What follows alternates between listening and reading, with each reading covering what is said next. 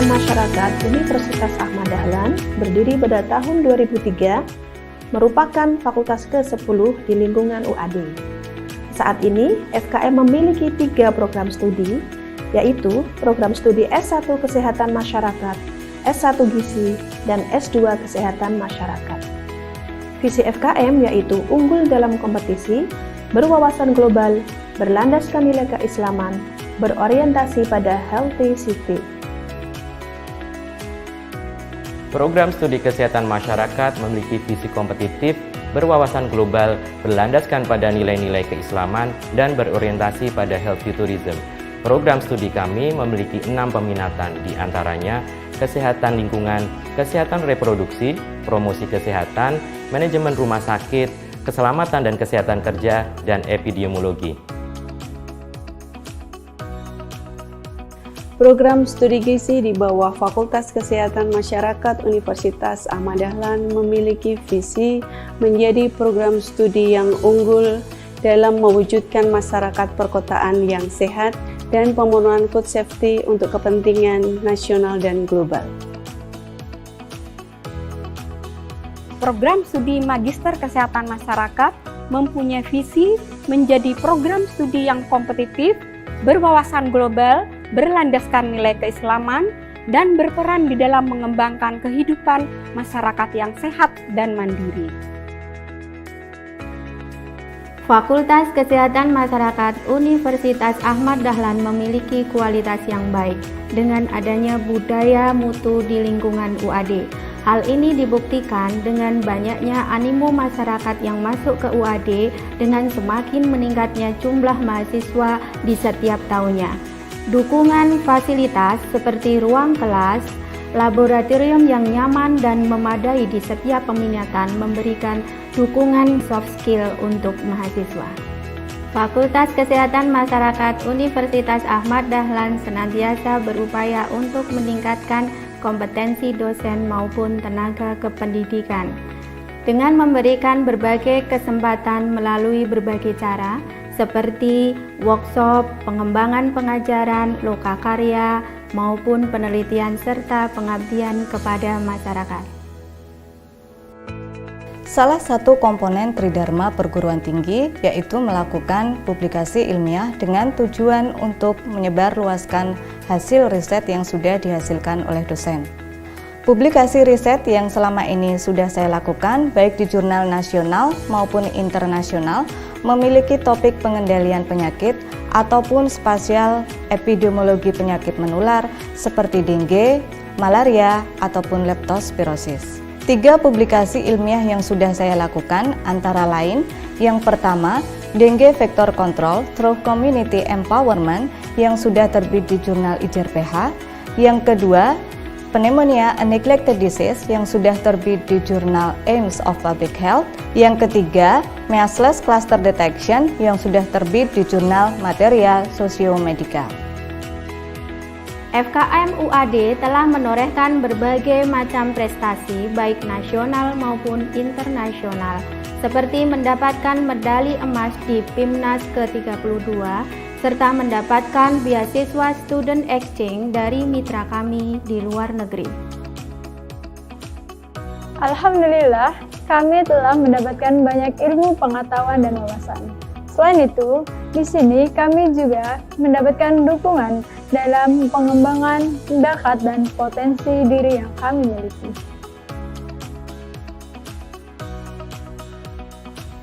Alhamdulillah, kami tim Legezo FKM berhasil membawa nama UAD dalam ajang kompetisi ilmiah bergengsi tingkat nasional, yaitu PIMNAS ke-32. Dan kami sangat bersyukur kami berhasil meraih medali emas dalam kategori presentasi. Alhamdulillah, saya mendapatkan kesempatan untuk mengikuti program pertukaran mahasiswa ke Hong Kong University, Taiwan selama 5 bulan. Di sana, saya mengikuti beberapa program, salah satunya konferensi internasional. Di sana, saya juga menambah relasi dengan teman-teman mahasiswa dari berbagai negara. FKM menjalin kerjasama dengan berbagai pihak di dalam maupun di luar negeri. Kerjasama dalam negeri meliputi pengembangan di bidang pendidikan dan pengajaran, penelitian, serta pengabdian kepada masyarakat. Kerjasama internasional diwujudkan dalam bentuk guest lecturer, student exchange, joint conference, serta pengembangan publikasi dan jurnal internasional. Untuk mendukung visi berwawasan global, kami melakukan kerjasama dengan berbagai institusi baik di dalam maupun luar negeri. Salah satu implementasi yang kami lakukan adalah kerjasama dengan Hung Kuang University di Taiwan untuk melakukan pertukaran dosen dan mahasiswa. Inisiasi yang sama kami lakukan dengan Mahidol University. Kami juga menerima mahasiswa magang dari Filipina untuk belajar pelayanan kesehatan di Indonesia. Ke depan, kami berencana untuk melakukan joint research dan joint publication dengan mitra-mitra kami tadi. FKM UAD memiliki kegiatan kemahasiswaan yang mendukung minat dan bakat mahasiswa seperti BEM, DPM, serta IMM. BEM FKM UAD periode 2019-2020 memiliki berbagai program unggulan seperti Seminar Kesehatan Nasional, Kesmas Mengabdi, Public Health Party, Healthy Tourism, dan Baitul Arkom. Program ini bertujuan untuk meningkatkan potensi, bakat, minat mahasiswa, dan juga turut membantu dalam mencapai visi Fakultas Kesehatan Masyarakat. Dan tidak lupa, program ini berlandaskan terhadap nilai-nilai keislaman dan juga kekeluargaan. FKM lahir dan berkembang karena tingginya animo kebutuhan tenaga kesehatan masyarakat. Kami berkomitmen untuk berkontribusi pada pembangunan kesehatan masyarakat demi kemajuan bangsa. Hal inilah yang menjadi semangat kami untuk menghasilkan lulusan yang unggul dan kompetitif. Saya sangat bangga berkuliah di FKM UAD dan merupakan saat-saat yang berkesan. Karena UAD merupakan salah satu universitas swasta terbaik di Indonesia. Saya bekerja di Dinas Kesehatan Kota Yogyakarta.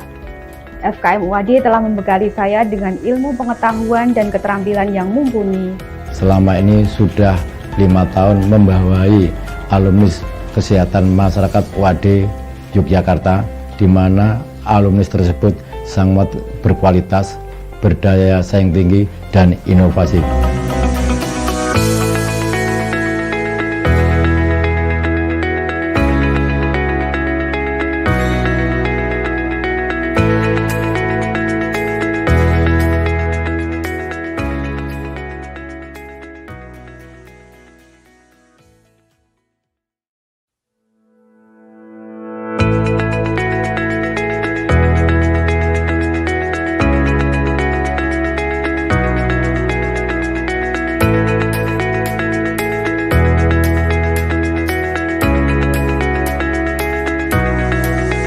Fakultas Kesehatan Masyarakat Universitas Ahmad Dahlan berdiri pada tahun 2003, merupakan fakultas ke-10 di lingkungan UAD. Saat ini, FKM memiliki 3 program studi, yaitu program studi S1 Kesehatan Masyarakat, S1 Gizi, dan S2 Kesehatan Masyarakat. Visi FKM yaitu unggul dalam kompetisi, berwawasan global, berlandaskan nilai keislaman, berorientasi pada healthy city. Program studi kesehatan masyarakat memiliki visi kompetitif, berwawasan global, berlandaskan pada nilai-nilai keislaman, dan berorientasi pada healthy tourism. Program studi kami memiliki 6 peminatan, di antaranya kesehatan lingkungan, kesehatan reproduksi, promosi kesehatan, manajemen rumah sakit, keselamatan dan kesehatan kerja, dan epidemiologi. Program studi gizi di bawah Fakultas Kesehatan Masyarakat Universitas Ahmad Dahlan memiliki visi menjadi program studi yang unggul dalam mewujudkan masyarakat perkotaan yang sehat dan pemenuhan food safety untuk kepentingan nasional dan global. Program studi Magister Kesehatan Masyarakat mempunyai visi menjadi program studi yang kompetitif, berwawasan global, berlandaskan nilai keislaman, dan berperan di dalam mengembangkan kehidupan masyarakat yang sehat dan mandiri. Fakultas Kesehatan Masyarakat Universitas Ahmad Dahlan memiliki kualitas yang baik dengan adanya budaya mutu di lingkungan UAD. Hal ini dibuktikan dengan banyaknya animo masyarakat yang masuk ke UAD dengan semakin meningkatnya jumlah mahasiswa di setiap tahunnya. Dukungan fasilitas seperti ruang kelas, laboratorium yang nyaman dan memadai di setiap peminatan memberikan dukungan soft skill untuk mahasiswa. Fakultas Kesehatan Masyarakat Universitas Ahmad Dahlan senantiasa berupaya untuk meningkatkan kompetensi dosen maupun tenaga kependidikan dengan memberikan berbagai kesempatan melalui berbagai cara seperti workshop, pengembangan pengajaran, lokakarya, maupun penelitian serta pengabdian kepada masyarakat. Salah satu komponen Tridharma perguruan tinggi yaitu melakukan publikasi ilmiah dengan tujuan untuk menyebarluaskan hasil riset yang sudah dihasilkan oleh dosen. Publikasi riset yang selama ini sudah saya lakukan baik di jurnal nasional maupun internasional memiliki topik pengendalian penyakit ataupun spasial epidemiologi penyakit menular seperti dengue, malaria, ataupun leptospirosis. 3 publikasi ilmiah yang sudah saya lakukan antara lain, yang pertama, Dengue Vector Control through Community Empowerment yang sudah terbit di jurnal IJRPH, yang kedua, Pneumonia a Neglected Disease yang sudah terbit di jurnal Aims of Public Health, yang ketiga, Measles Cluster Detection yang sudah terbit di jurnal Material Sosiomedika. FKM UAD telah menorehkan berbagai macam prestasi baik nasional maupun internasional seperti mendapatkan medali emas di PIMNAS ke-32 serta mendapatkan beasiswa student exchange dari mitra kami di luar negeri. Alhamdulillah, kami telah mendapatkan banyak ilmu pengetahuan dan wawasan.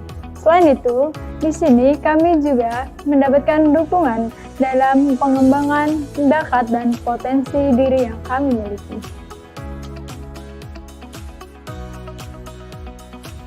Alhamdulillah, kami tim Legezo FKM berhasil membawa nama UAD dalam ajang kompetisi ilmiah bergengsi tingkat nasional, yaitu PIMNAS ke-32. Dan kami sangat bersyukur kami berhasil meraih medali emas dalam kategori presentasi.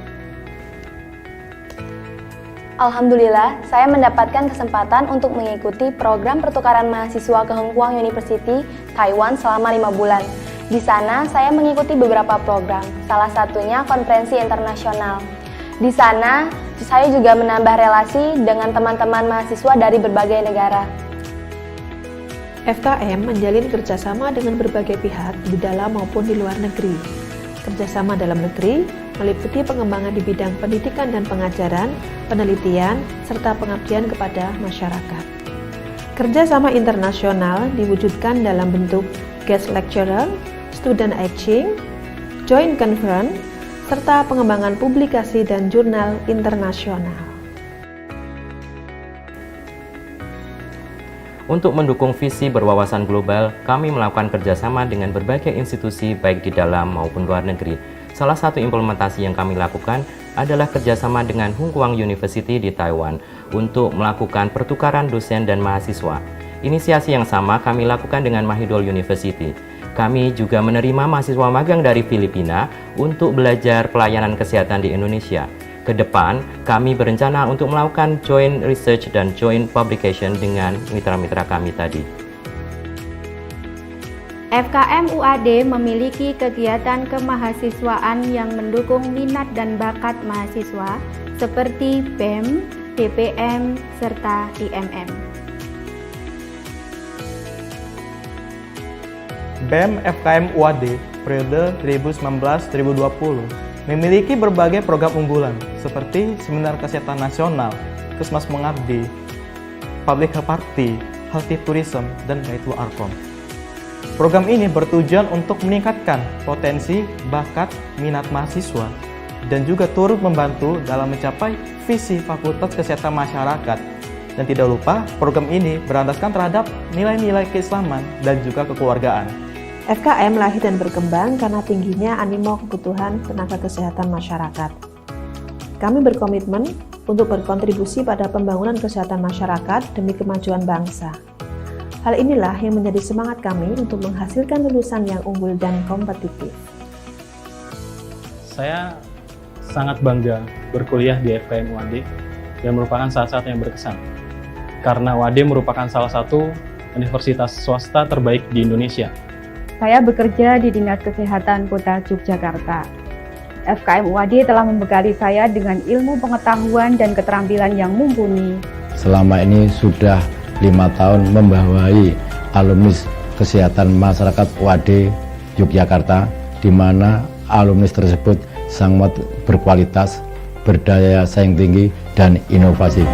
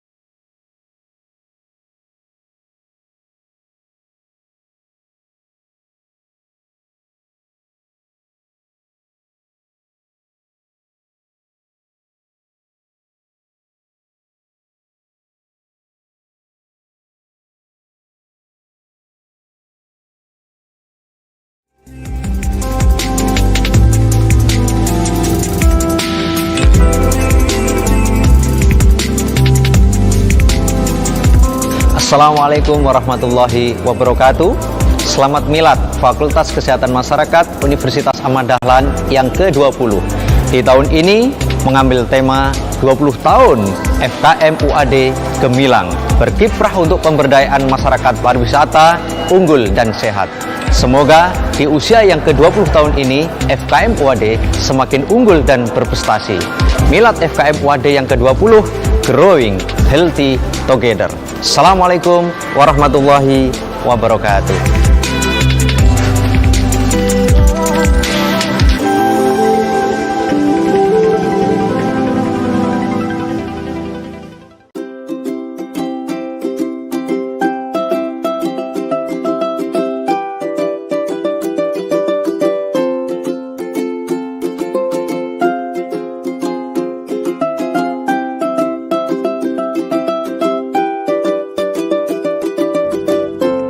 Happy 20th anniversary, Faculty of Public Health, University Ahmad Dahlan, Indonesia.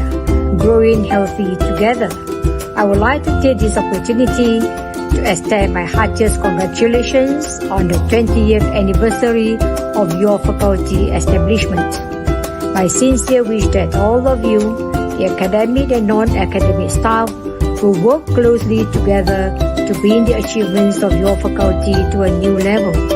May Fakultas Kesehatan Masyarakat Universitas Ahmad Dahlan becomes more and more visible among all universities in Indonesia and the region. Selamat Milad ke-20 Fakultas Kesehatan Masyarakat Universitas Ahmad Dahlan, Yogyakarta, Indonesia. Growing healthy together. Let us be mindful and be effective in our actions for a better mental health.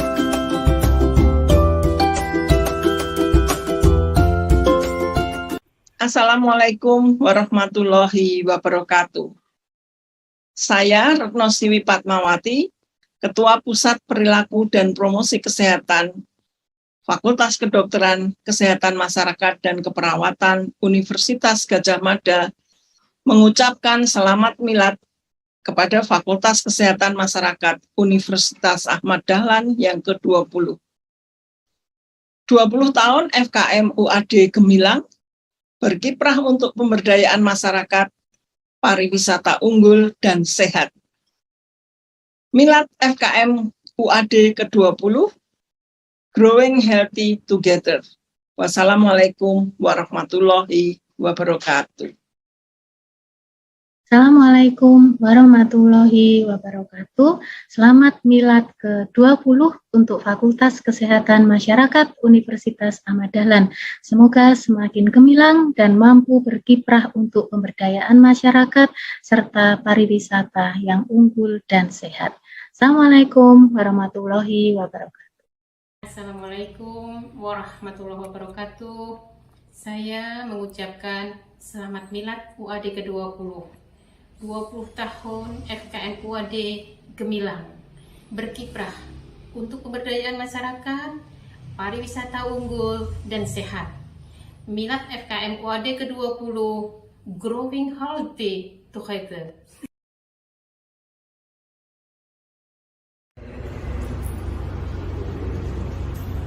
Halo dengan muda, saya Daradi selaku Presiden Mahasiswa BEM Universitas Ahmad Dahlan mengucapkan selamat milad untuk FKM UAD ke-20 tahun. Gemilang, berkiprah untuk pemberdayaan masyarakat, pariwisata unggul dan sehat. Akhirnya semoga FKM UAD tetap menjadi katalisator untuk fakultas lainnya agar kita bisa menjadi generasi bangsa yang sehat di kemudian hari. Milad FKM UAD ke-20, Growing Healthy Together. Assalamualaikum warahmatullahi wabarakatuh. Perkenalkan, nama saya Widyuli Prihatiningsih selaku Ketua DPM FKM UAD periode 2020-2021 mengucapkan selamat milad kepada Fakultas Kesehatan Masyarakat Universitas Ahmad Dahlan yang ke-20 dengan tema 20 tahun FKM UAD Gemilang, berkiprah untuk pemberdayaan masyarakat, pariwisata unggul dan sehat. Semoga di tahun ini dan di tahun seterusnya FKM UAD semakin berjaya, semakin berkembang, semakin dapat menoreh prestasi-prestasi unggul yang membanggakan, serta menjadi fakultas yang berkemajuan dan dapat bersaing dengan fakultas-fakultas lainnya. Milad FKM 20, Growing Healthy Together. Assalamualaikum warahmatullahi wabarakatuh. Bye-bye. Assalamualaikum warahmatullahi wabarakatuh. Perkenalkan, saya Zaidanur Rahman Permana, selaku Gubernur BEM FKM UAD periode 2021-2022, Kabinet Sayyitia Abiyakta. Saya ingin mengucapkan selamat milad kepada FKM UAD yang ke-20. Semoga kedepannya FKM UAD bisa terus meningkatkan sinergisitas dari program-program studi yang ada di dalam FKM UAD, sehingga kedepannya juga FKM UAD bisa terus meningkatkan kualitas dan kuantitas dari sumber daya manusia yang ada di dalam FKM UAD, baik itu dari dosen maupun mahasiswa, sehingga kedepannya FKM UAD bisa terus memunculkan lulusan-lulusan terbaik, sehingga di dalam masyarakat luas bisa lebih berkontribusi dan bisa lebih bermanfaat. Mungkin itu yang bisa disampaikan, kurang lebihnya mohon maaf. Wassalamualaikum warahmatullahi wabarakatuh. Assalamualaikum warahmatullahi wabarakatuh. Perkenalkan, saya Bianata Syaikla Kirli dari Ketua Himpunan Mahasiswa Program Studi Kesehatan Masyarakat UAD ingin mengucapkan selamat milad FKM UAD yang ke-20 dengan tema 20 tahun FKM UAD Gemilang, berkiprah untuk pemberdayaan masyarakat, pariwisata unggul dan sehat. Semoga FKM UAD semakin berinovasi dan go internasional. Amin. Milad FKM UAD ke-20, Growing Healthy Together. Wassalamualaikum warahmatullahi wabarakatuh. Assalamualaikum warahmatullahi wabarakatuh. Saya Hina Ilhami Salsabila, Ketua Umum IMM FKM UAD, mengucapkan selamat milad FKM yang ke-20 tahun. Semoga Fakultas Kesehatan Masyarakat semakin unggul baik dalam bidang akademik maupun non-akademik. Milad FKM UAD ke-20 tahun, Growing Health Together. Billahi fisabilil haq, fastabiqul khairat. Wassalamualaikum warahmatullahi wabarakatuh. Assalamualaikum warahmatullahi wabarakatuh. Perkenalkan, nama saya Abu Zar Al-Ghifari, alumni FKM UAD. Saya mengucapkan selamat milad yang ke-20 tahun FKM UAD. Gemilang berkiprah untuk pemberdayaan masyarakat, pariwisata unggul dan sehat. Semoga kedepannya FKM UAD selalu bermanfaat bagi Indonesia dan dunia. Milad FKM UAD yang ke-20, Growing Healthy Together. Wassalamualaikum warahmatullahi wabarakatuh.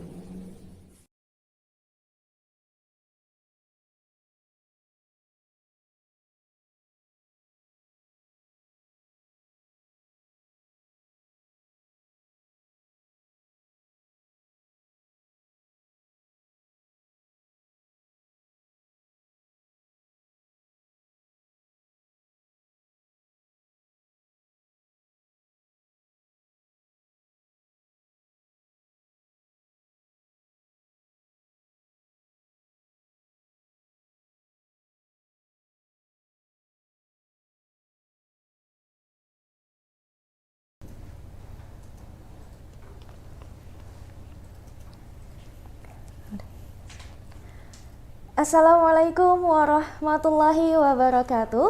Halo Sobat Keswas Indonesia dimanapun berada, baik yang ada dalam live streaming YouTube maupun dalam Zoom meeting. Bagaimana kabarnya hari ini? Semoga selalu dalam keadaan sehat dan juga bahagia tentunya. Alhamdulillahirabbil alamin wa bihi nasta'in wa ala umuri dunya waddin wa salatu wassalamu ala asyrafil anbiya'i wal mursalin wa ala alihi wa sahbihi ajma'in, amma ba'd. Puji syukur kehadirat Allah Subhanahu wa Ta'ala yang telah memberikan kita berbagai macam nikmat sehingga kita semua dapat bertemu dalam kegiatan resepsi virtual Milad FKM UAD yang ke-20 tahun dalam keadaan sehat walafiat. Tak lupa juga sholawat serta salam semoga tetap tercurah limpahkan kepada junjungan kita, yakni Habibina wa Syafi'ina wa Maulana Muhammad Sallallahu Alaihi Wasallam, beserta para keluarga, sahabat, dan kita selaku umatnya, semoga mendapatkan syafaat beliau di yaumil akhir nanti. Amin, amin, ya rabbal alamin. Yang terhormat, Rektor Universitas Ahmad Dahlan, Bapak Dr. Haji Muklas MT atau yang mewakili. Yang terhormat, Dekan Fakultas Kesehatan Masyarakat Universitas Ahmad Dahlan, Ibu Lina Handayani, SKM MKes PhD. Yang terhormat, narasumber kita pada pagi hari ini, Prof. Yoki Jiar dari University of Technology Malaysia. para dekan, mitra, segenap tamu undangan dari beberapa fakultas dan institusi lainnya, dosen, tenaga pendidikan, mahasiswa, alumni, dan wali mahasiswa FKM UAD. Selamat datang kami ucapkan dalam kegiatan resepsi virtual Milad Fakultas Kesehatan Masyarakat Universitas Ahmad Dahlan yang ke-20 tahun dengan mengusung tema 20 tahun FKM UAD Gemilang berkiprah untuk pemberdayaan masyarakat, pariwisata unggul dan sehat, growing healthy together. Baiklah hadirin yang berbahagia, perkenalkan saya Isa Fitriani selaku Master of Ceremony yang akan membersamai hadirin semua dalam beberapa jam ke depan. Namun sebelum acara dimulai, izinkan saya untuk membacakan tata tertibnya terlebih dahulu. Mohon untuk bisa menjadi perhatian. Baik, tata tertib Milad FKM UAD yang ke-20. Yang pertama, untuk akses room Zoom akan dibuka 30 menit sebelum acara dimulai. Peserta diharapkan bisa memasuki room sesegera mungkin. Yang kedua, user atau ID username. Peserta menggunakan nama asli dengan format untuk mahasiswa, mahasiswa underscore nama lengkap, untuk dosen, nama lengkap underscore instansi, dan untuk tamu undangan, undangan underscore nama lengkap underscore instansi. Yang ketiga, peserta yang bergabung ke dalam Zoom harus berpakaian rapi dan menjaga sikap selama kegiatan berlangsung. Yang keempat, peserta wajib mematikan suara atau mute selama proses acara berlangsung, kecuali saat sesi tanya jawab. Yang kelima, peserta diwajibkan untuk on kamera saat acara berlangsung. Selanjutnya, link presensi akan dibagikan saat acara berlangsung, baik itu nanti dalam Zoom ataupun live streaming YouTube. Kemudian yang ketujuh, peserta diwajibkan untuk mengikuti acara dari awal sampai akhir. Apabila terdapat kendala, dapat konfirmasi langsung di kolom chat Zoom. Yang kedelapan, peserta menggunakan virtual background yang telah disediakan oleh panitia. Yang kesembilan, peserta berhak mendapatkan sertifikat, namun apabila peserta tersebut telah mengisi link presensi atau bukti kehadiran. Kemudian yang ke-10, sertifikat akan dibagikan maksimal H+7 setelah acara melalui email masing-masing peserta, sehingga diharapkan peserta dapat mengisi alamat email dengan benar. Ya, sekian untuk tata tertibnya. Dan mungkin akan saya sampaikan juga nanti pada saat sesi diskusi akan ada reward bagi 3 penanya tercepat dan terbaik tentunya. Baiklah hadirin yang berbahagia, selanjutnya saya akan membacakan susunan acara kita pada pagi hari ini. Adapun sebelumnya untuk rangkaian kegiatan Milad tahun ini, yaitu ada resepsi virtual, kemudian lomba-lomba, pengabdian masyarakat, dan reuni akbar.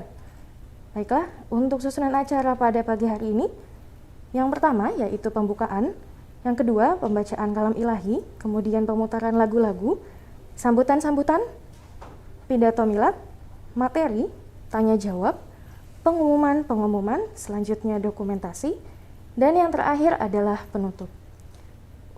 Untuk mempersingkat waktu, marilah bersama-sama kita buka acara ini dengan membaca lafaz basmalah. Bismillahirrahmanirrahim. Baiklah, kita beranjak ke acara berikutnya, yaitu pembacaan kalam ilahi yang akan dilantunkan oleh Saudara Wahyu Grajang. Kepadanya saya persilakan.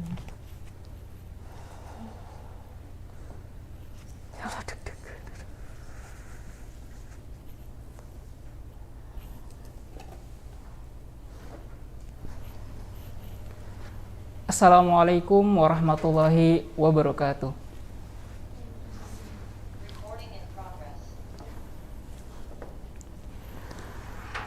A'udzu billahi minasy syaithanir rajim.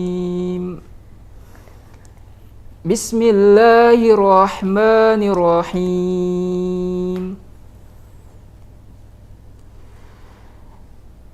Ya ayyuhalladzina amanu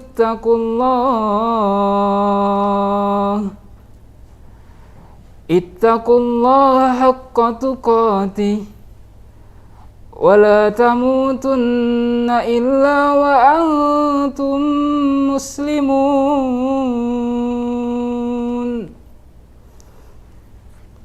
wa'tasimu bihablillahi jami'an wa la tafarraqu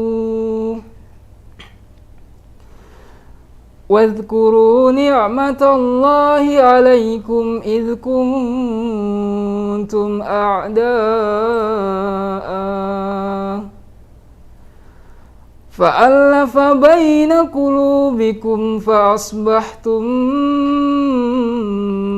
بنعمته إخوانا وكنتم على شفا حفرة من النار فأنقذكم منها كذلك يبين الله لكم آياته لعلكم تهتدون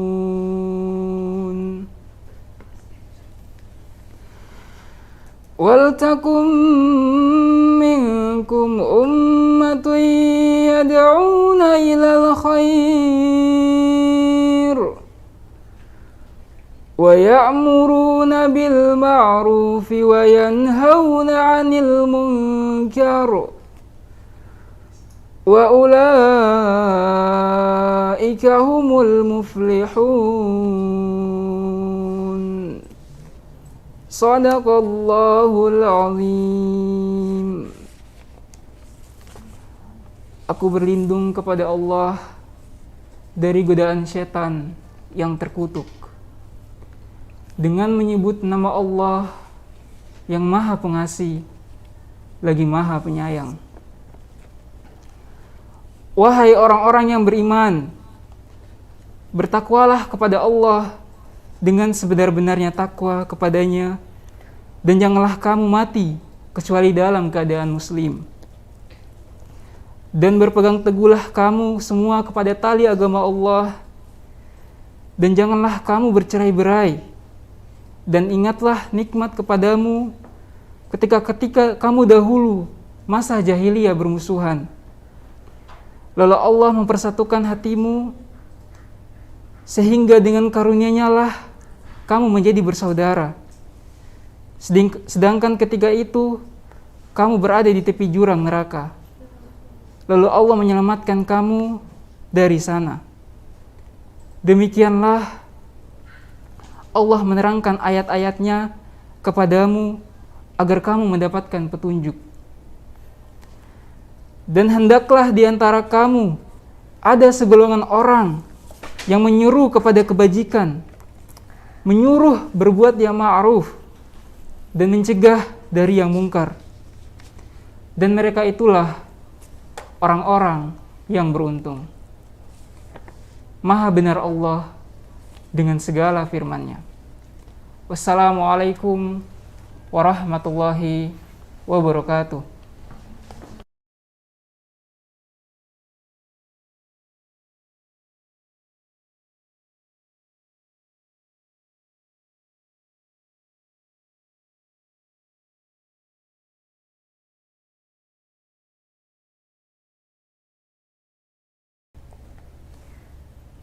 Waalaikumsalam warahmatullahi wabarakatuh. Maha benar Allah atas segala firman-Nya. Terima kasih kepada Saudara Wahyu yang telah melantunkan ayat suci Al-Quran. Semoga yang membaca dan mendengarkan mendapat pahala dari Allah Subhanahu wa Ta'ala. Baiklah, beranjak kepada acara yang berikutnya, yaitu pemutaran lagu-lagu. Adapun lagunya yaitu Indonesia Raya, Mars Muhammadiyah, dan Mars Universitas Ahmad Dahlan. Kepada para hadirin diharapkan berada dalam sikap sempurna.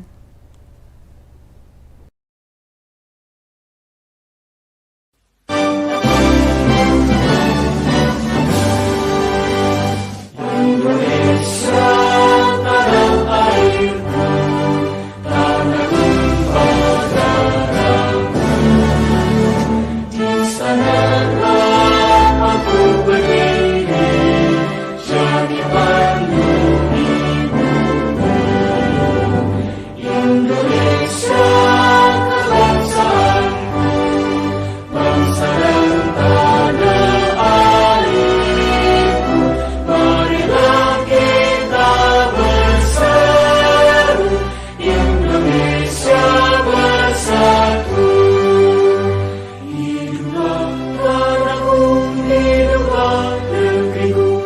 bangsaku, rakyatku semuanya.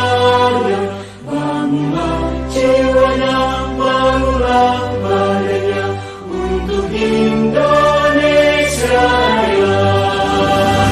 Indonesia Raya, merdeka, merdeka, tanahku negeriku yang ku cinta.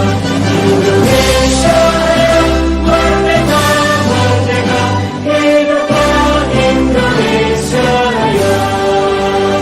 Indonesia Raya, merdeka, merdeka, tanahku negeriku yang ku cinta.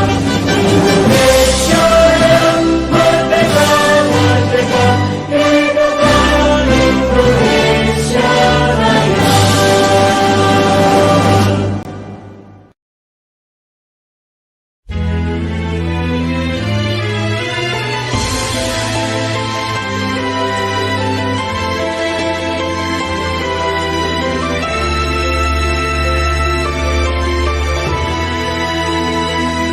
Sang surya telah bersinar, syahadat dua melingkar, warna yang hijau berseri membuatku rela hati. Ya Allah, Tuhan Rabbiku, Muhammad junjunganku, Al-Islam agamaku, Muhammadiyah gerakanku. Di timur fajar cerah kemerlahan, mengusir kabut hitam, mengubah kaum muslimin dengan peraduan. Lihatlah matahari telah tinggi di ufuk timur sana, seruan ilahi hampir samina wa ya Allah, Tuhan Rabbiku, Muhammad junjunganku, Al-Islam agamaku, Muhammadiyah gerakanku.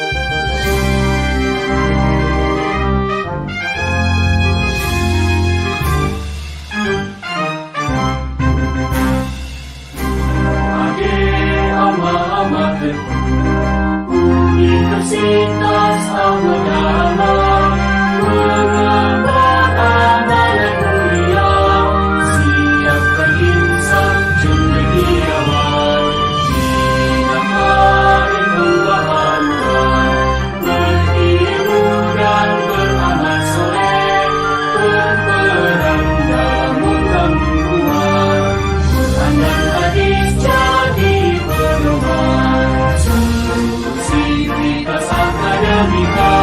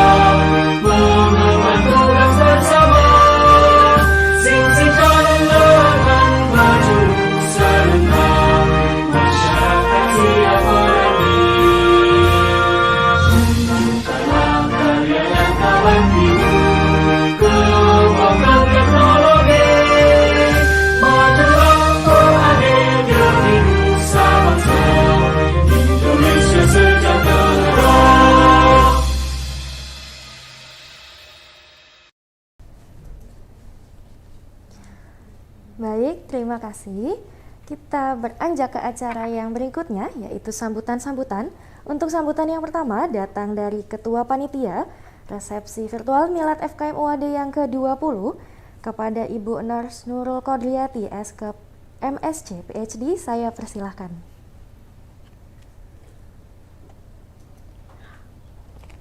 Assalamualaikum warahmatullahi wabarakatuh.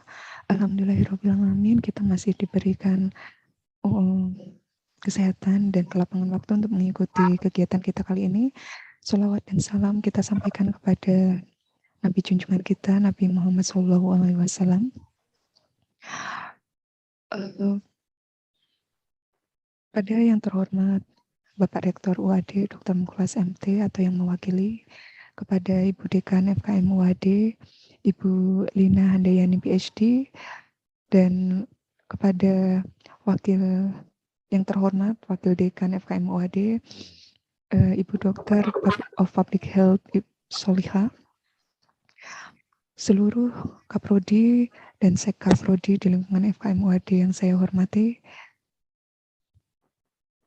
kepada yang terhormat pemateri kita pada kegiatan resepsi virtual kali ini, Profesor Dr. Yo Kijar dari University of Technology Malaysia, tamu undangan sekalian yang berbahagia. Terima kasih banyak sudah mengikuti resepsi virtual dalam rangkaian Milad FKM UAD yang ke-20 kali ini. Milad FKM UAD kali ini menjadi sangat istimewa bukan hanya karena FKM UAD sudah memasuki usia yang ke-20, usia yang sudah cukup dewasa untuk bisa maju dan lebih berkembang. Tetapi kita semua masih diberi kesehatan dan umur yang panjang bisa melewati pandemi yang sudah berjalan lebih dari 2 tahun ini. Saya kira setelah lebih dari 2 tahun, ini adalah saat yang tepat bagi kita untuk mulai mempertimbangkan dan mulai merencanakan pertumbuhan yang lebih sehat. Oleh karena itu, Milad FKM UAD kali ini memiliki jargon atau tagline yang bernama dengan tagline Growing Healthy Together. Jadi salah satu aspek Growing Healthy Together yang ingin kita angkat dan akan dibahas lebih lanjut oleh Profesor Dr. Yo Kijar adalah mengenai recovery and challenges in mental health, atau bagaimana kita dapat memulihkan pemulihan dan juga tantangan apa saja yang kita hadapi dalam kesehatan mental kita selama pandemi dan pasca pandemi. Kami yakin akan ada banyak sekali aspek yang bisa kita diskusikan atau kita bahas lebih lanjut dari keahlian Profesor Yogi Jar, karena memang selama pandemi ini kita dituntut untuk beradaptasi dan mulai memperhatikan kesehatan mental kita agar kita tetap produktif dan tetap menjalani kehidupan kita dengan antusias dan optimisme yang tinggi. Kegiatan kita kali ini adalah salah satu dari beberapa rangkaian Milad FKM UAD yang ke-20 yang akan segera diikuti dengan beberapa kegiatan-kegiatan yang lainnya. Salah satunya adalah adanya lomba-lomba yang akan dilakukan, yang akan melibatkan bukan hanya mahasiswa FKM UAD tetapi juga siswa-siswi dari kalangan SMA dan juga para dosen dan staf di lingkungan FKM UAD. Kemudian acara berikutnya kita akan mengadakan pengabdian masyarakat. Kemudian yang terakhir, kegiatan yang akan kita lakukan adalah reuni dan penutupan yang akan dilakukan pada 23 Juli 2022. Keseluruhan rangkaian Milad FKM UAD ini akan berfokus di Laguna Depok yang akan bekerja sama dengan sangat baik. Alhamdulillah kita diberi kesempatan untuk bekerja sama dengan Dinas Pariwisata Bantul dan Badan Usaha Milik Kelurahan atau Bumkal Depok Bantul. Sehingga memang acara-acara tersebut, beberapa kegiatannya akan berusaha untuk meningkatkan pariwisata di daerah tersebut. Kerjasama dengan Dinas Pariwisata Bantul ini adalah salah satu usaha kita untuk mulai bersama-sama membangun bagaimana menciptakan lingkungan pariwisata yang juga sehat, seperti sesuai dengan Kota Yogyakarta yang merupakan kota wisata. Harapan kita setelah pandemi, maka pariwisata di Yogyakarta akan segera bangkit, dan kebangkitan pariwisata ini harus kita iringi dan kita barengi dengan memperhatikan sisi-sisi kesehatan yang sebenarnya di era pandemi ini sudah kita latih dan kita biasakan, dimulai dengan prokes terkait dengan COVID-19 ini ya. Oleh karena itu, terima kasih banyak atas kesempatan dan keluangan waktunya. Maka kami harapkan kegiatan-kegiatan yang akan berlangsung ini akan membawa manfaat dan dapat diteruskan di kemudian hari dengan lebih baik lagi. Sekian sambutan dari saya. Saya ucapkan terima kasih banyak. Wassalamualaikum warahmatullahi wabarakatuh.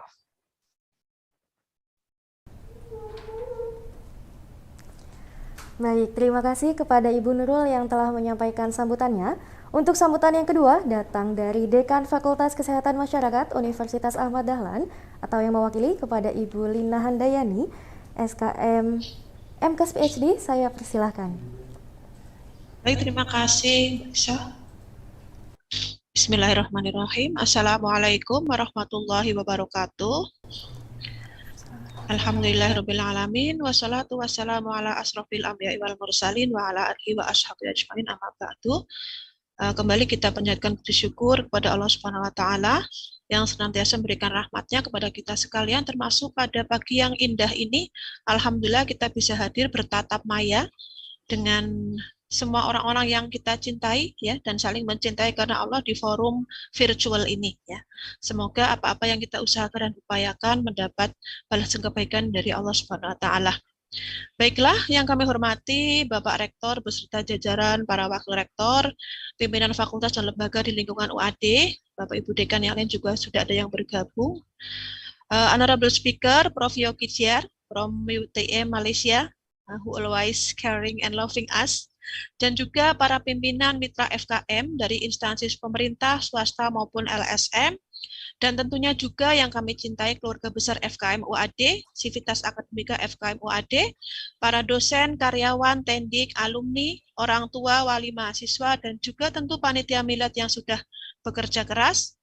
Alhamdulillah, kembali lagi kita pertama sangat berbahagia dan bersyukur hari ini FKM sudah menginjak usia yang dewasa ya, yaitu sudah 20 tahun ya, atau remaja akhir ya, tergantung kriterianya. Alhamdulillah kita ingin sedikit flashback sedikit. FKM dulu berdiri pada tahun 2003 officially dengan hanya satu prodi, yaitu prodi S1 Kesmas, dengan hanya 2 kelas kalau tidak salah saat itu, dengan dosen yang sangat sedikit, bahkan dosen-dosennya hanya berpendidikan S1 ya. Alhamdulillah untuk saat ini sudah banyak capaian yang kita raih dengan izin Allah Subhanahu wa taala, dengan kerja keras dan dukungan semua pihak.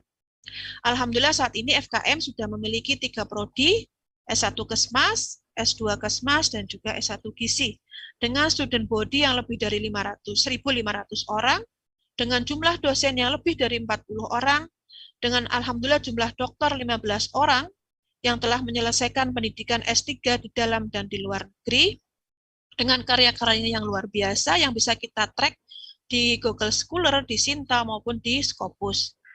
Alhamdulillah ya sekarang yang sedang ongoing S3 sebanyak 15 orang dengan berbagai institusi di dalam dan luar negeri dengan berbagai sumber biaya dan beasiswa. Semoga semua nanti dapat lulus tepat waktu dan menambah kontribusi bagi kemajuan FKM UAD ke depan. Alhamdulillah kalau kita menilik dari posisi nasional dari FKM UAD, kalau kita melihat di Sinta, ya, yang sekarang semua orang juga bisa melihat, alhamdulillah untuk posisi S1 Kesmas saat ini ada di 20 besar, yaitu nomor 17 se-Indonesia, dan untuk S2 Kesmas juga ada di 20 besar, yaitu nomor 11 di se-Indonesia Raya. Untuk gizi tentu belum bisa kita lihat karena baru lahir, insya Allah Prodi Gizi akan segera mengajukan akreditasi di tahun ini dengan target insya Allah baik sekali. Untuk saat ini kita juga sudah mendapatkan capaian, ada 3 orang calon guru besar, insya Allah minggu depan ya, Bu Dr. Siti Nurjana akan disenatkan di level fakultas, semoga dimudahkan untuk ke level guru besarnya. Selanjutnya adalah terlepas dari capaian yang ada, kita juga menghadapi tantangan yang sangat luar biasa, yaitu perubahan yang cepat. Ya. Perubahan adalah keniscayaan, perubahan adalah sebuah kepastian, dan perubahan selalu akan terjadi sehingga kita harus tanggap dan tangguh.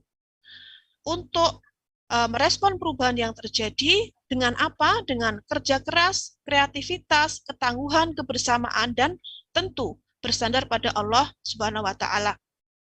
Untuk plan dan rencana ke depan, ada banyak sekali yang harus kita capai, karena ini merupakan perintah Allah untuk terus-menerus bergerak dari sebuah pertumbuhan ke pertumbuhan yang lain untuk menuju akreditasi unggul bagi Prodi S1 Kesmas dan S2 Kesmas, serta baik sekali untuk Prodi Gizi, dan harapannya 5 tahun ke depan, paling lambat 10 tahun ke depan, FKM UAD dapat membuka Prodi S3 Kesmas sebagai yang pertama S3 Kesmas di perguruan tinggi swasta di Republik Indonesia yang kita cintai ini. Saya rasa tidak banyak yang saya sampaikan ya. Sebelum saya akhiri, saya juga sekaligus berpamitan. Insya Allah ini adalah momen pidato milad terakhir dari kami, mengingat tanggal 31 Juli 2022, insya Allah adalah purna tugas kami, akhir masa jabatan kami sebagai dekan. Tentu kami mengucapkan terima kasih atas segala kerjasama, bantuan Bapak, Ibu, Saudara-saudariku semua, dan juga permohonan maaf atas segala kesalahan kami, kelemahan kami, kekurangan dan khilafan kami dalam menjalankan fungsi dan peran sebagai pimpinan, sebagai dekan di FKM UAD, dan juga sebagai individu Lina Handayani. Semoga Allah selalu memberkahi FKM UAD ke depan, memberikan pemimpin yang amanah, yang takut kepada Allah, dan juga seluruh sivitas akademika yang siap berkontribusi dan berjuang, dan juga mitra-mitra, guru-guru kami, kolega-kolega, yang juga sangat siap untuk bersama bergandeng tangan memajukan FKM UAD. Demikian dengan memohon ridha Allah Subhanahu wa Ta'ala, saya akhiri sambutan kami di milad yang ke-20 ini. Terima kasih, fastabiqul khairat. Thank you very much for your kind attention. May Allah always be blessing us. Assalamualaikum warahmatullahi wabarakatuh.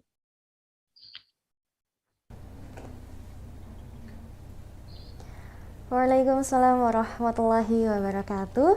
Terima kasih banyak Ibu Lina atas sambutannya. Semoga dapat memotivasi teman-teman mahasiswa di rumah ya. Baiklah, sambutan yang terakhir datang dari Rektor Universitas Ahmad Dahlan kepada Bapak Dr. Haji Muklas MT. Saya persilahkan. Assalamualaikum warahmatullahi wabarakatuh. Waalaikumsalam warahmatullahi wabarakatuh. Alhamdulillah wassalatu wassalamu ala Rasulillah wa ala alihi wa sahbihi wa mawalah. Asyhadu an la ilaha illallah wahdahu la syarikalah wa asyhadu anna Muhammadan abduhu wa rasuluhu la nabiyya ba'dahu amma ba'd. Yang kami hormati Ibu Profesor Yeo Kijiar, tamu kita dari UTM Malaysia. Yang kami hormati Dekan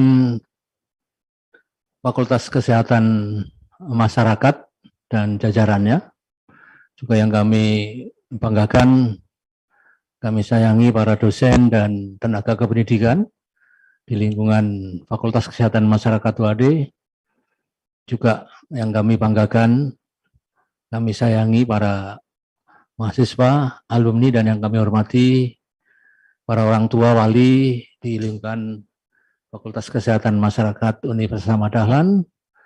Kami hormati pula para rekanan dari Fakultas Kesehatan Masyarakat UAD yang hari ini hadir guna merayakan, ya, katakanlah begitu, ya, milad Fakultas Kesehatan Masyarakat UAD yang ke-20, dan juga para tamu undangan lainnya, para wakil rektor, para dekan dan ketua-ketua atau kepala unit kerja di lingkungan UAD yang hari ini ikut mengayuh bagio hari ulang tahun Fakultas Kesehatan Masyarakat UAD yang ke-20.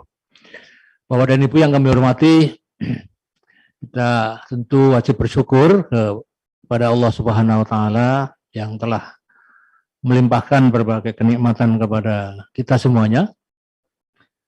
Ya, tidak hanya kita diberi kesehatan yang prima dan kesempatan setelah waktu untuk bisa hadir di dalam virtual venue pagi hari ini, tapi juga kita bersyukur karena Allah Subhanahu wa taala telah melimpahkan banyak kebaikan kepada Fakultas Kesehatan Masyarakat, ya.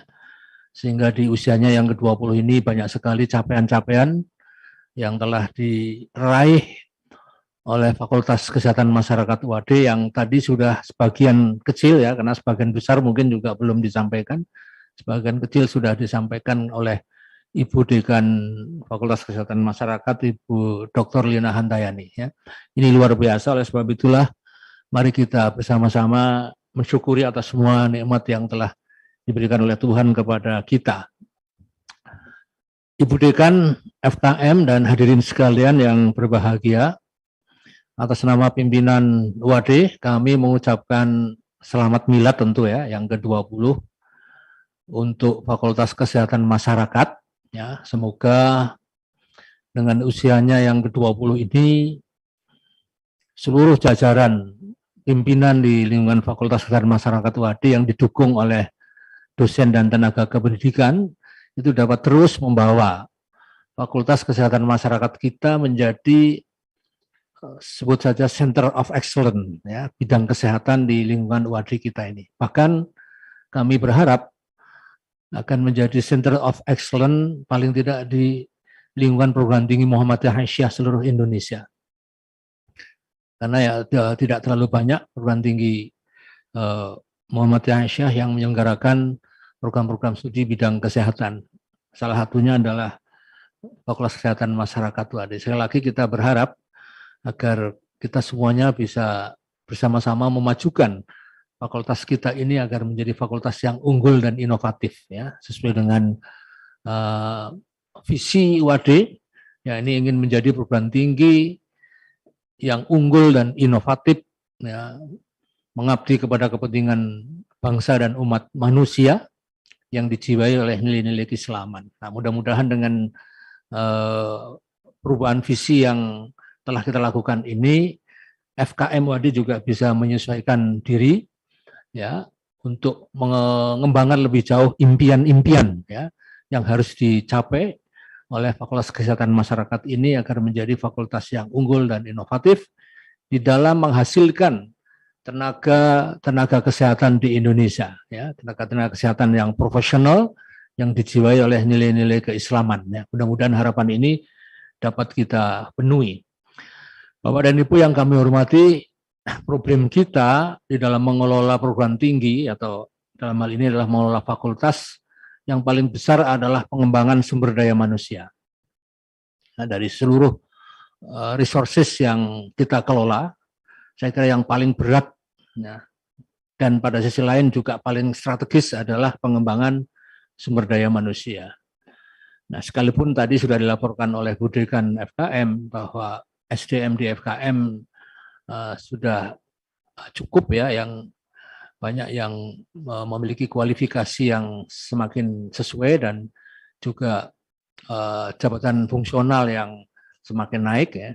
Tapi ini tentu perlu terus mendapat perhatian kita, ya, setiap saat agar pengembangan sumber daya manusia di lingkungan fakultas kita memperoleh perhatian yang khusus dan terutama yang terkait dengan pemenuhan kualifikasi akademik dan juga kenaikan jabatan akademiknya. Tadi sudah disebutkan, ya, Bu Dekan ada beberapa kandidat guru besar, ya, yang bahkan sudah akan disidangkan. Saya kira ini perkembangan yang luar biasa, ya, karena kami di tingkat universitas melalui koordinasi dari Wakil Rektor Bidang SDM itu juga melaksanakan ketentuan-ketentuan baru yang sedang kita gulirkan, yakni terkait dengan program percepatan kenaikan jabatan menjadi guru besar.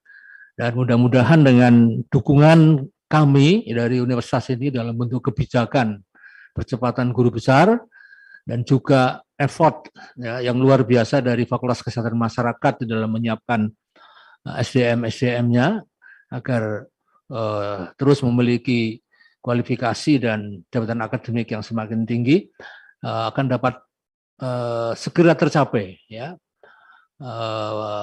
pencapaian guru besar bagi para dosen di lingkungan Fakultas Kesehatan Masyarakat. Dan tentu kalau nanti sudah ada 2 guru besar di FKM, kami berharap FKM segera mengusulkan program doktor, ya, karena S2 FKM, S2 IKM sudah kita selenggarakan, dan nanti kalau ada 2 guru besar yang sudah dimiliki oleh FKM, tentu ini segera bisa digunakan untuk mengajukan program doktor di lingkungan Fakultas Kesehatan Masyarakat. Bapak dan Ibu yang kami hormati, momentum Milad ke-20 tadi disebutkan oleh Bu Dekan adalah satu pencapaian usia yang menginjak dewasa, katakanlah begitu. Kalau ibarat manusia ini memasuki masa pancaroba, ya, antara remaja dengan dewasa, ya. Tapi sudah boleh menikah kalau remaja, ya, karena di Indonesia menurut Undang-Undang Perkawinan kan 20 tahun. Sudah boleh menikah. Jadi ini sudah mulai menginjak dewasa, dan mudah-mudahan dengan keadaan atau situasi atau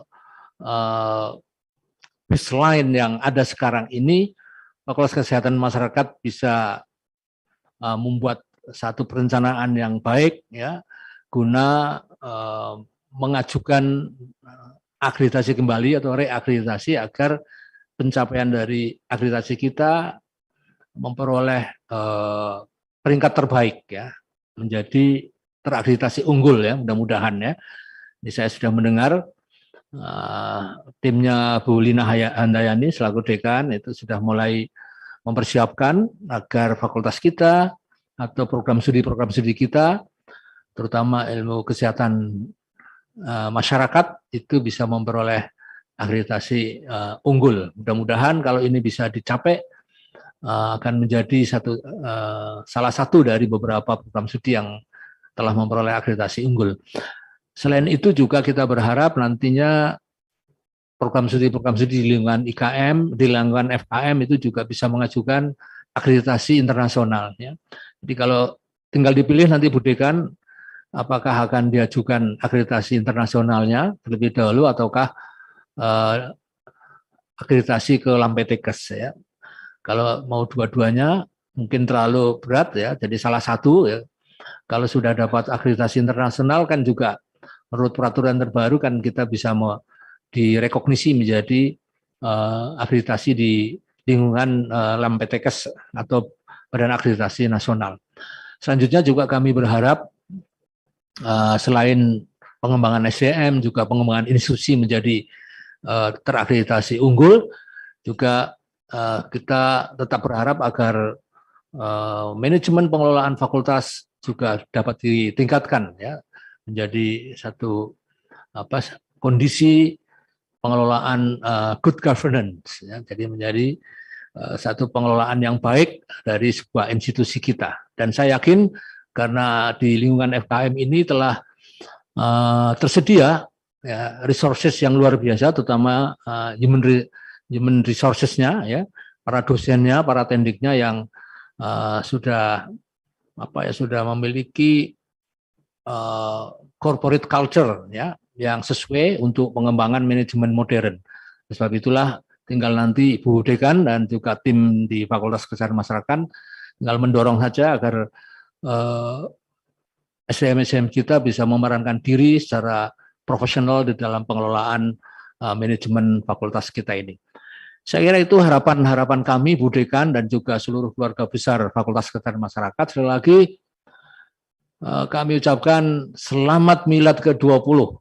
Semoga FKM semakin jaya, semakin maju, dan juga semakin memberikan manfaat bagi masyarakat pada umumnya. Saya mendengar sekarang FKM juga menapaki bidang baru, yakni kepariwisataan, dan untuk itu saya juga berharap mudah-mudahan FKM dapat berkiprah di dalam menciptakan kepariwisataan yang lebih sehat di Indonesia ini. Sekian, Selamat Milad ke-20. Assalamualaikum warahmatullahi wabarakatuh. Waalaikumsalam warahmatullahi wabarakatuh.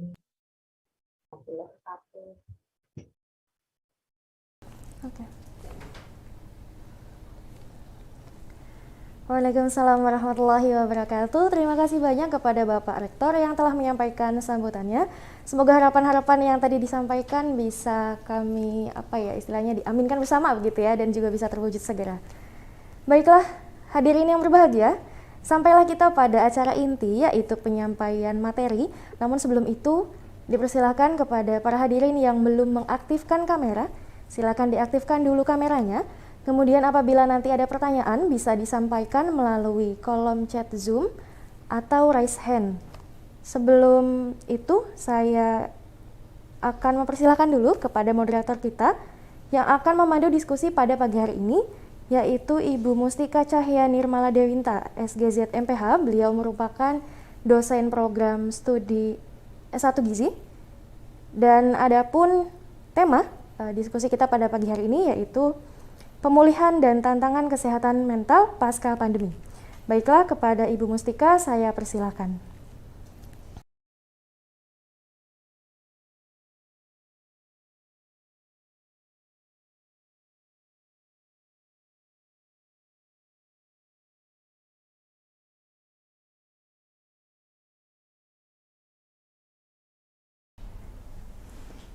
Thank you very much, Deisa. Bismillahirrahmanirrahim. Good morning, everyone. Assalamualaikum warahmatullahi wabarakatuh. Assalamualaikum warahmatullahi wabarakatuh. The Honorable Rector of University of Ahmad Dahlan, Dr. Muklas MT. The Honorable the Dean of Public Health Faculty, Ahmad Dahlan University, Ibu Lina Handayani, SKM MKes PhD. The Honorable the Chairman of the Committee of the 20th Anniversary of Public Health Faculty, Ibu Nurul Qadriati, PhD. The Honorable our distinguished speaker, Professor Yo Ki-jiar from the University Technology Malaysia. The Honorable our guests from other faculties and institutions, as well as every lecturer, student, staff, and the student's guardian of Faculty of Public Health, Ahmad Dahlan University. Alhamdulillahirabbil alamin, all praise and thanks only for Allah Subhanahu wa taala, for every blessing we get today, so we can join together in this lovely moment with health and happiness, inshallah. Dear ladies and gentlemen, let me introduce myself. My name is Mustika, and I will be your moderator for today's meeting, the virtual reception of the 20th anniversary of Public Health Faculty, Ahmad Dahlan University. And we have a very intriguing topic for today, which is the post-pandemic recovery and challenges in mental health. Ladies and gentlemen, as we already knew that it's been a few years since the pandemic of COVID-19 hit nearly everyone on this planet. And recently, we found that the statistic of COVID-19 cases have significantly decreased, along with the rise of the vaccination coverage in the community. Restrictions are more relaxed, and slowly we face what we call as the post-pandemic world. And this pandemic had given us the biggest challenges in this century that affects almost every aspect of our life, including the economy, education system, lifestyle changes, as well as mental health. Various researchers had been describing the emerging of mental health issues related to the COVID-19 pandemic. Anxiety, depression, trauma are the most common mental health problems due to the isolation, loss of the loved ones because of the COVID-19 infection, financial loss, and also the burnout of the frontiers health workers during the pandemic.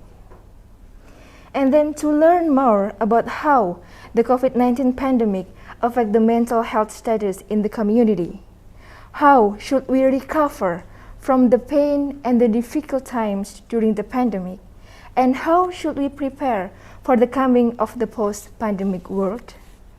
To discuss these questions, we are honored to have a guest speaker who will share her expertise in this particular topic. Professor Yo Ki-jiar from the Faculty of Social Science and Humanities, University Technology, Malaysia. She has been conducting researches in the topic of educational psychology, school psychology, childhood education, and special education. And she's already with us today in this Zoom room. Good morning, Professor Yo. You look lovely today. How are you doing, Prof? Thank you, Ibu Mustika. I'm well. Good mental health. Very good. Very good. Full joy and happiness, Professor.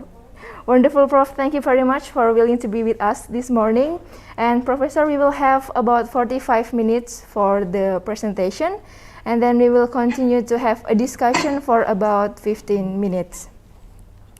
And then for all the audience, you are free to ask questions, and you can type it in the Zoom chat, or you can also turn on the raise hand button, and then I will welcome you to deliver the question directly during the discussion later. For those who join us via YouTube streaming, you can also ask questions. Our team will collect the question from the YouTube chat, so feel free to ask, and please be active in this session, because as it's been stated by Isah before, our MC, that there will be surprise gift, ya. Ada hadiah yang menarik sekali untuk 3 penanya pertama for the first 3 questions. Hadiahnya seperti apa? Nah, penasaran kan? Jadi ayo kita aktif pada sesi nanti, dan mohon silahkan juga Bapak Ibu, rekan-rekan sekalian bisa juga menyampaikan pertanyaannya dalam bahasa Indonesia. Well, I guess everybody is already excited to hear and to listen about the topic today. So without further ado, let us welcome Professor Yo to present her materials. Professor Yo, time is yours.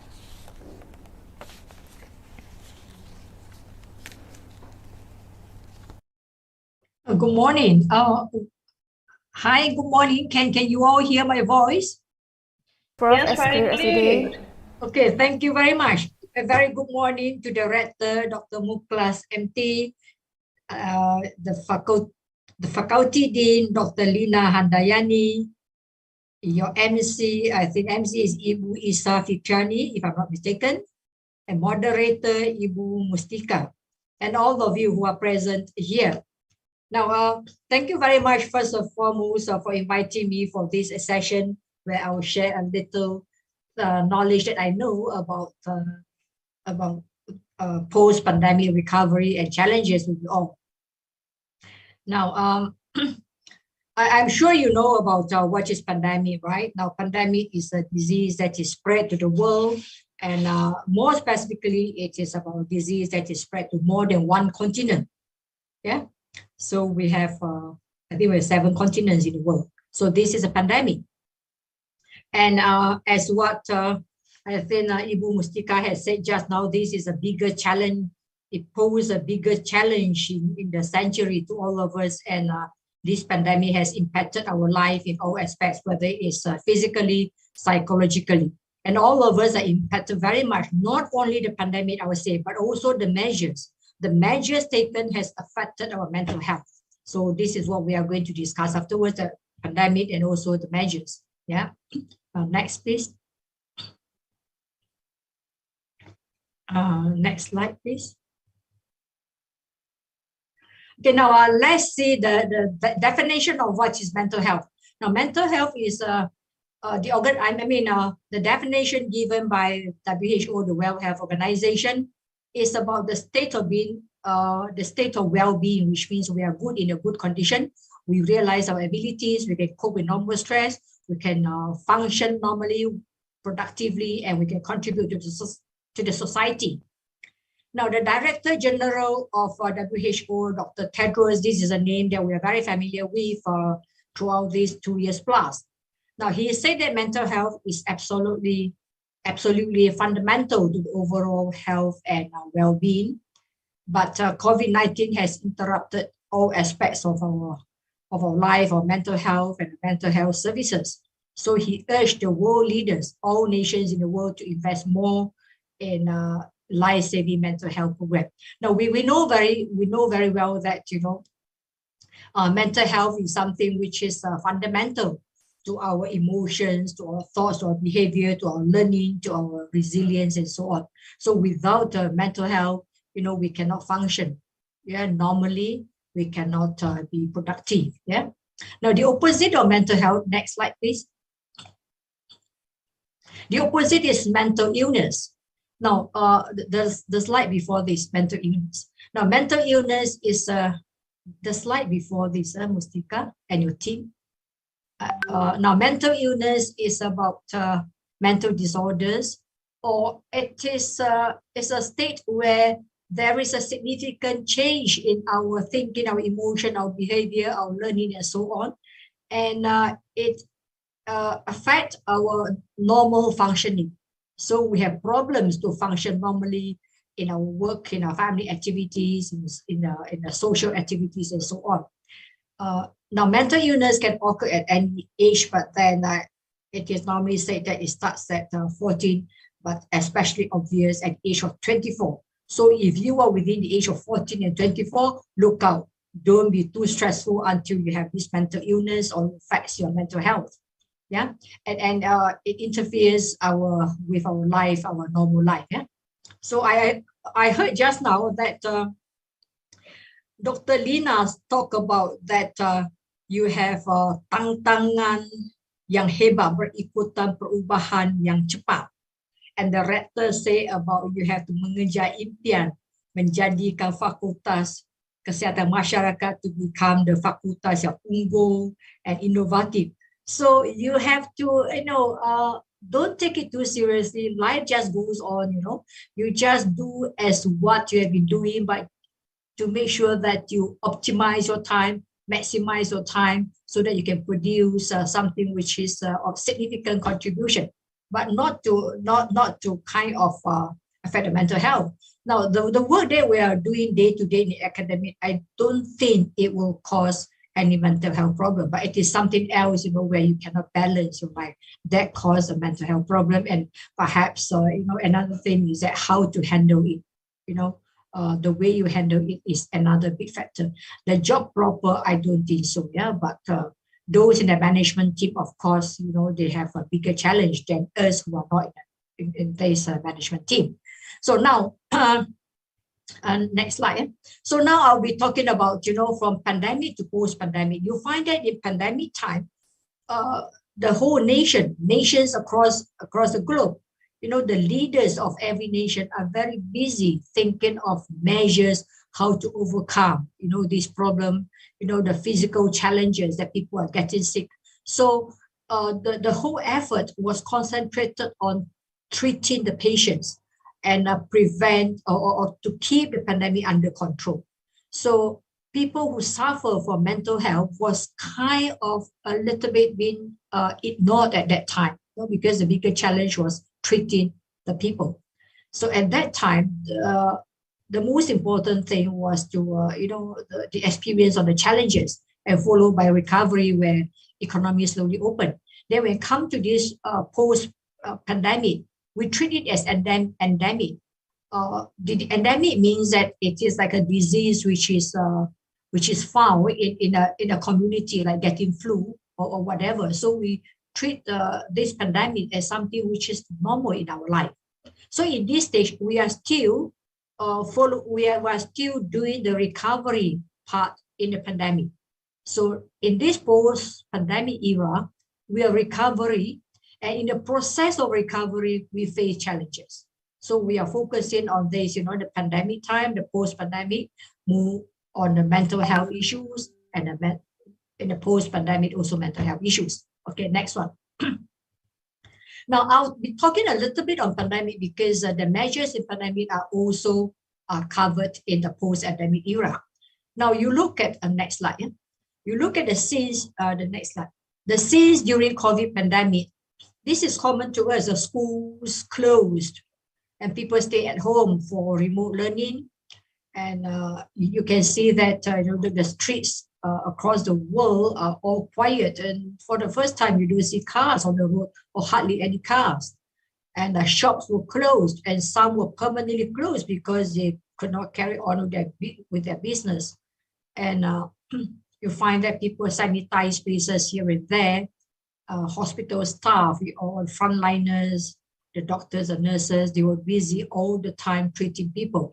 So they put people's lives before their life. And you see those countries like in the West, where they do not agree with the mask wearing or whatever, but finally they have to do it. They also entered the lockdown, but they opened their economy, opened their borders much earlier than us. In Southeast Asia is somewhere around this year. So we actually very much, impacted by the life for about 2 years plus. But back there in US and also the European countries, it was only 1 year plus. Last year, I think middle of the year onwards, many countries already opened their borders, but then after some time they closed. So it was closed and open and so on. So that also affects mental health. Now the next slide. Now let's look at the COVID-19 pandemic. No, it is a disease that we know, caused by new coronavirus called SARS-CoV coronavirus 2. And on 31st December 2019, WHO has announced that on 30th January, WHO announced that this is a global pandemic. It is not only one country, one continent, but it spreads to almost, it's a very fast transmission, spread to almost every country in the world. So when it is a global pandemic, it is a global health emergency, which means every country was taking precautions, preventions, and treating the people how to reduce, the curve of this, what do you call that, COVID-19 cases. Symptoms is just a normal fever and cough and so on, but the one that caught the attention and have to take precaution or have to act immediately, sending the patient to the hospital is when the patient experiences shortness of breath. That we know about that. And the new normal for us, the new normal is that, people have to wear masks, hand washing, sanitizing, and so on and so forth. So the measures by itself, the leaders of the nations all over the world, they have embarked on this very strict SOP, very strict restrictions. So this measure itself has a more negative than positive impact on the people. So this negative impact has it takes a lot on our mental health. So people suffer from increased depressive symptoms, stress, anxiety, insomnia, fear, anger, denial, and so on and so forth. And this, now is a post-pandemic. These symptoms still exist, but maybe in a different, perhaps reduced, and in a different, we can see from a different angle. Not to say that it has gone back to normal. Not yet, but we don't have sufficient empirical data to tell us how much has improved or how worse it has become. Next one.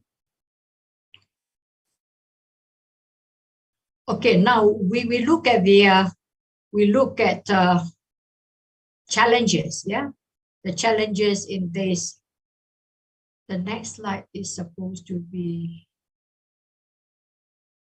Okay, the challenges on the challenges and recovery. We look at the challenges on in every aspect of our life: economy, social, financial, employment. Some people have been laid off, some become jobless, reduced salary, and so on and so forth, and threat to personal and family safety. Then we have a social isolation, physical suffering and death, and families with people died in this coronavirus. They suffer the kind of stress. It was a traumatic experience for them. So all this, led to mental health problem. And even education, we talk about remote learning, but we have to know how some people, the underprivileged, they don't have access to the facilities. So they were very depressed, and in fact, many students left. So a lot of dropout, and some even opted out, to get married. It was quite a number, but we don't know the exact number and why they chose this path to drop out and not to continue their study and so on. It was because they could not face the huge challenges. Their mental health, has been interrupted, and there were a lot of domestic violence. When the during pandemic, people live together in a confined space for a long time or period, and people were regularly bombarded with a lot of positive and negative information about COVID. So all this led to boredom, they feel like bosan, anxiety, rasa cemas, worry, panic, and then the feeling of depression that they can't do anything, the fear, the anger. So all this, will also lead to physical changes in their, their sleep pattern, insomnia, So now, these kind of reactions are normal to any stressful circumstances. So it is normal. So to have mental health condition, mental health condition means a mental health problem, is also normal. But this mental health condition, when we say that it's normal, but to what extent? We have to be very careful. We need to take action so that we can treat this mental health condition, because mental health condition or the mental health illness is treatable. It can be treated.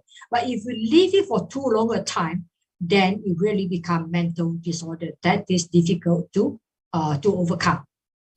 So at this time, family members, they must stay together, support each other, and parents especially, they need to give the support to their children, in their learning, in their life and so on, because they just stay at home, especially adolescents. They are full of energy, children are full of energy. They cannot go out to play football, they are there. So they feel really depressed because they can't go out, So parents have to do something to make them feel safe, and to have a healthy mind, yeah? Now, next slide, please. Now, let's look at all these figures. Now, that was during 2020, barely about 6 months to a year after the outbreak of this pandemic in December 2019. So 6 to 1 year later. Now, China, they have a study. They found that, people who are wearing masks all the time, they have less, less anxiety compared to people who did not adhere to this restriction. So people who are not serious about wearing masks, sometimes they wear, sometimes they don't wear, and so on, they are 1.97 times more likely to suffer from anxiety. And then another French survey showed that there was 15.5% increase in depressive disorders. That was in October 2020, which means it's close to a year after the outbreak. And in another France COVID-19 lockdown, they found that the prevalence rates for mental health outcomes among universities was quite high, as you can see below here. Now, this is university students, yeah? Suicidal thoughts, 11.4, severe distress, 22, high level of perceived stress, 24.7, and then you have high level of depression. That is a severe depression. The mild depression is even more. Level of anxiety also increased. Now, we have to make a study about now, perhaps now, because this is about half year after the relaxed restriction. We can do a study. Perhaps you can do a study in 2 Southeast Asian nations, Indonesia and Malaysia. Now, the US Parents Assessment of Impact of Social Distancing in COVID-19 related closure on their children's mental health. This is another study. They interviewed more than 1,200 parents in grade kindergarten to 12, which means until secondary school. And now nearly 3 in 10, which is 29%, they say that their children already experience some kind of emotional and mental health. So you find that the mental health problem is a big problem, yeah? And we should know that mental health is equally important to physical health. There's no health without mental health, because it affects, the mind is forerunner of everything. So when our mind is interrupted, our mind is not peaceful, our mind is depressed, we can't work normally, yeah? And you look at this, the figure that I show here. Now, in the map is China and America. So that was about more than half a year later, 29% of these adults, they have moderate to severe anxiety. Then they have general stress, substance abuse, and so on. And 32% in alcohol consumption. And another 22%, the relapse. They have already stopped, but they come back. So alcohol consumption is also increased. But Indonesia, this alcohol consumption, I think, is very minimal because 90% Muslim country, you don't drink. So this is not a problem in Indonesia. But other problems are just the same as other countries, the mental health problems. And in America, now 36%, they have serious impact on mental health. So now this mental health is not only have to live at home, quarantine, being locked down, but the pandemic itself, they are fearful of the pandemic. Will they get it? Will their family members get it? Their loved ones get it? This street measure itself and the pandemic itself. So the disease itself, how serious it is. And the information that they get, which one is true, which one is not true. And later on in the late 2020, when the vaccines, vaccines available everywhere, again, it affects their mental health because there are so much information, the fake one, the true one, which is true, which is fake. They say one moment they say this vaccine is good, another moment they say it's not good. One moment they say all vaccines are good, it can sort of overcome, it can prevent, it can control, it can cure, whatever, about on this COVID-19. Another moment they say it has a long-term negative effect and so on and so forth. So that itself, affect the mental health. Okay, next one. The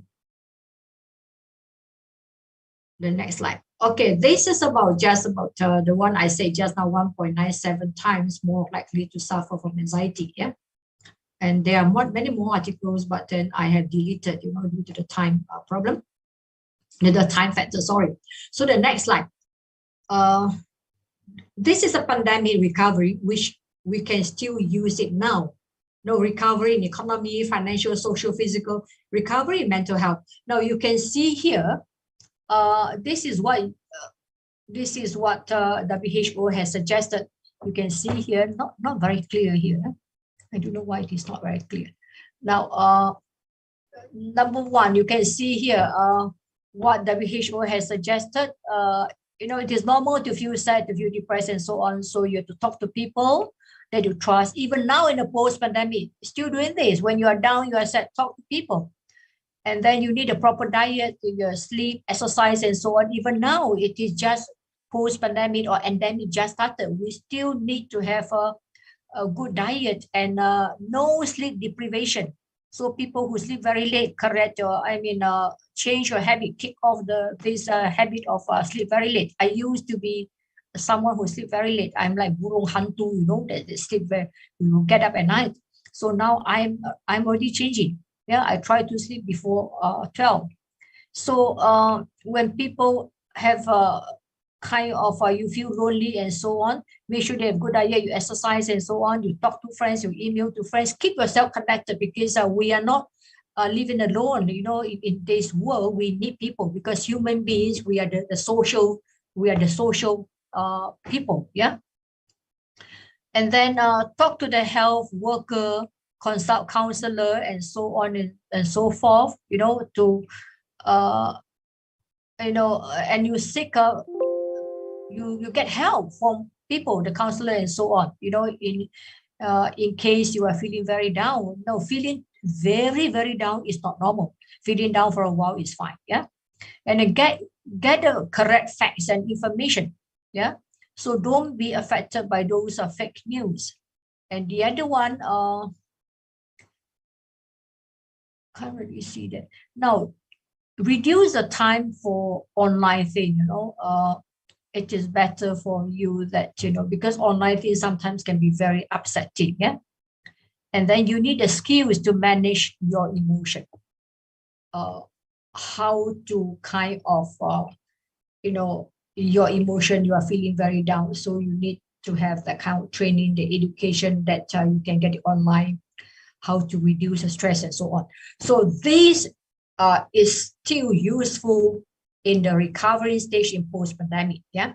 That's why I say I need to talk a little bit about pandemic because it is linked to post-pandemic. And this chart by WHO is it is very useful. And you find that, you know, from all these measures, other than we ourselves individual, we need to know how to connect to the world, how to open up to the world, to other people. Now, don't be embarrassed to tell other people that I feel really depressed. I feel like life has no meaning. I feel like I'm going to kill myself and so on. You need to talk to people because the moment you talk, it kind of release your stress. And your friends might be a counselor, might not be a counselor. They just talk, you know, but then slowly it helps you to reduce the level of your stress. They might not offer the best kind of approach or strategy, but it is you, when you release that tension, that helps you. So stay connected. Now the next slide, this next slide is on post-pandemic, yeah? So post-pandemic, as I said just now, is recovery from the stage just now, and also the challenges, because in the process of recovery, you have a lot of challenges. Now you look at the figure now, as of 12, this figure I took it on the 12th of May, which means it was 2 days ago. Death, more than 6 million, and cases, more than 519 million. So this is the worst one compared to the Spanish flu, and less than 100 years ago. So it is, as what Mustika say, is a biggest challenge. Yeah. Okay, the next slide. Hey, sorry, this one it is not this title. I'm sorry. It is a post-pandemic, yeah, recovery and challenge. I have corrected, but I forgot to send it to you. Yeah. Okay, the next slide. The next slide, the post-pandemic. This is what you see in the post-pandemic. You know, where started to open up. That was last year. I wouldn't say that it was really post, but then at least the kind of the death rate is not as high as during the peak of the pandemic. So it was a process of recovery, partially open with wearing masks and so on and so forth, until the full class attend, you know, especially this year without wearing masks. And you see what happened in mosque here. You know, it was perhaps 1/5 capacity, no capacity, 1/5, and then to the full capacity. So this is in the post-pandemic era. Slowly, we are gradually moving to the kind of what do you call it, normalization. It is still fast transmission, but it is mild, reduced hospitalization, reduced death. So this is another variant, Omicron, and we don't know what is the next variant that is coming to affect us. You know, we really don't know. Only God knows. And in the post-pandemic, government reduced restriction. Until now, you know, wearing mask is kind of optional in certain places. So social mobility, you know, like in Malaysia, Indonesians coming to Malaysia is like anytime, no need quarantine and so on. The economy is open, the borders is open, so normalization in process. Now, this by itself, especially government reduce restriction, this by itself helps in mental health because people can go out now. You know, we say that the mental health is improved, but how much has improved? We are still lacking in the empirical evidence. Yeah. And the post-pandemic mental health issues still stay. We still have all this. Family violence is just takes, you know, it is reduced in a lot of areas. Now I have one friend, a foreigner. She married a Malay, and she has moved to Malaysia about 6 or 7 years ago. So last year she was telling me that was I don't know, it was in November or December. So the whole family went out, you know, to a hotel to have lunch, and she told me that finally her teenage boy could come out. And she struggled for about a year because that boy is adolescent teenage, you know, coming from America, stayed there for more than 1 decade, then coming back to Malaysia. It was very difficult for this boy. So she was telling me that she took a year, you know, how to provide comfort, to communicate to the boy, you know, to be with him, spend more time with him, you know, helping him in the study and so on. the boy was like almost becoming a defiant boy. He just couldn't stand being, stay together in a confined space, because teenagers, they have to go out. So that is a mental health problem actually. But my friend, she's a kind of, she's a psychologist. She's also a clinician at the same time. So it wasn't that bad, wasn't that bad in the sense that she could overcome this depressive kind of thing, of her son. But then the son felt really bad. Yeah. Now, next one. Now, next slide, please.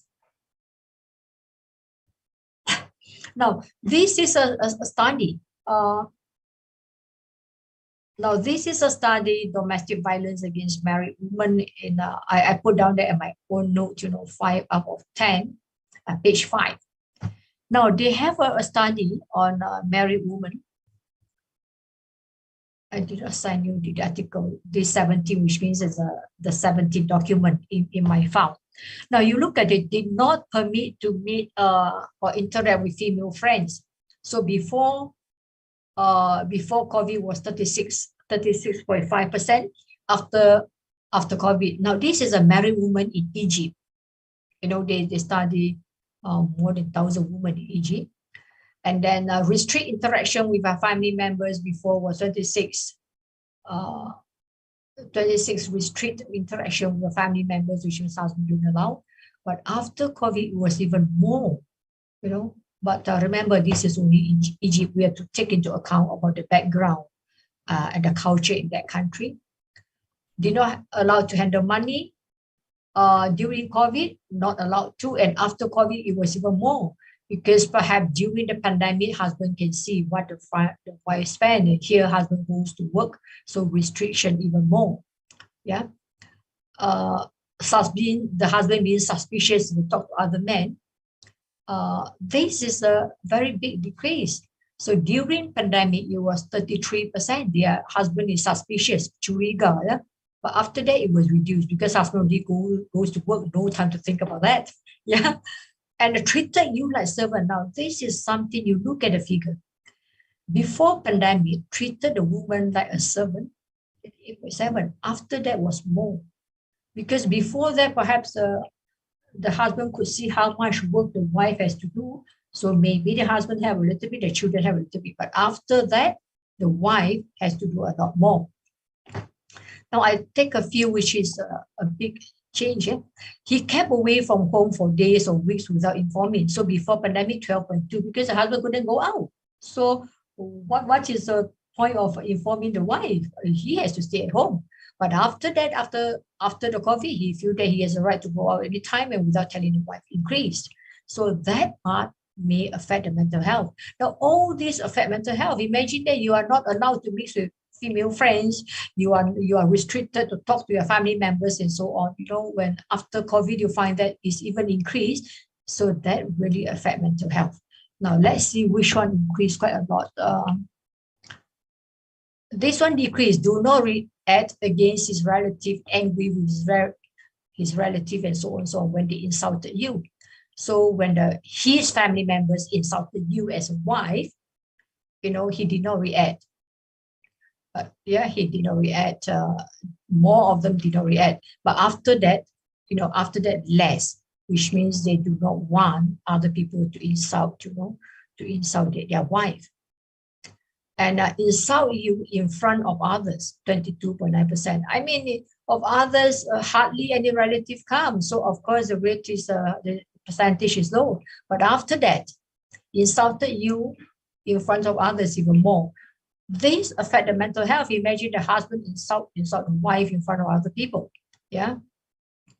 Now the violence here, beat you, the wife in Egypt, on other body parts. During pandemic, 44.1. So you can see that, when living together during pandemic, in a confined space, it's just the house, maybe the house, you don't know the house is big or small, probably the house is not so big. So they can't stand, husband cannot stand because they have to stay home all the time. So violence towards wife is high. But after that, it decreased so much, becomes 33.5. I mean, decreased a lot, but the rate of 33.5 is still a lot. Imagine more, it's about 1/3 or women being caught of, beat by their husband. Yeah.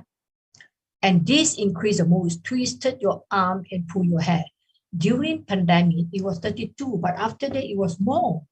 Why? We need another study. Why during pandemic was less? Because they stay together and the wife, perhaps the wife busy if the children do a lot of work and the husband was served well. But after that, he goes out to work, he come back, he bring back the culture of the company. He was angry and so on and throw on the wife. So this is in one country in Egypt. How about in other places? Do we get the same thing? We can duplicate the same study and perhaps conduct another one in Indonesia, another one in Malaysia. Then we interview people, get a very good sampling, because if the sampling frame is not valid, we cannot trust the data. Yeah. So I'm showing you the pre and post. Some increase, some do not increase. But then you see that the percentage is still quite high, which means mental health is affected. Yeah. And how to recover from that? We have to think of effective measures. Okay, next slide, please. How many more minutes do I have, Mustika?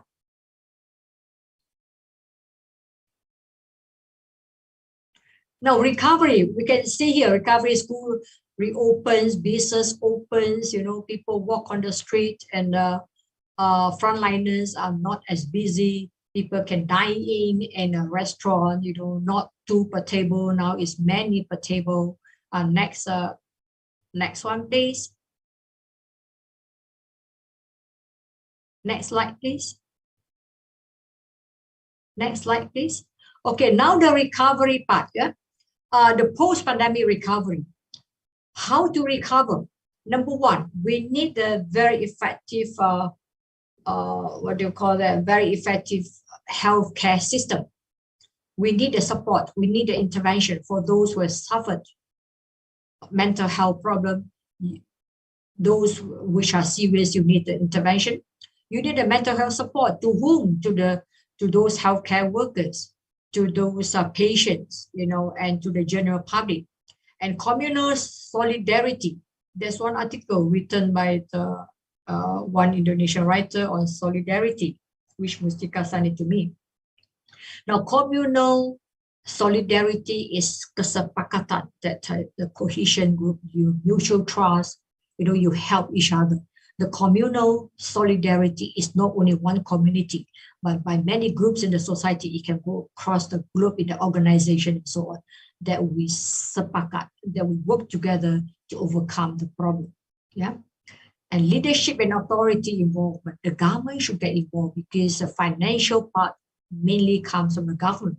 The government needs the government, especially those few ministers of the prime minister, the president, they need to know what is happening in this post-pandemic era.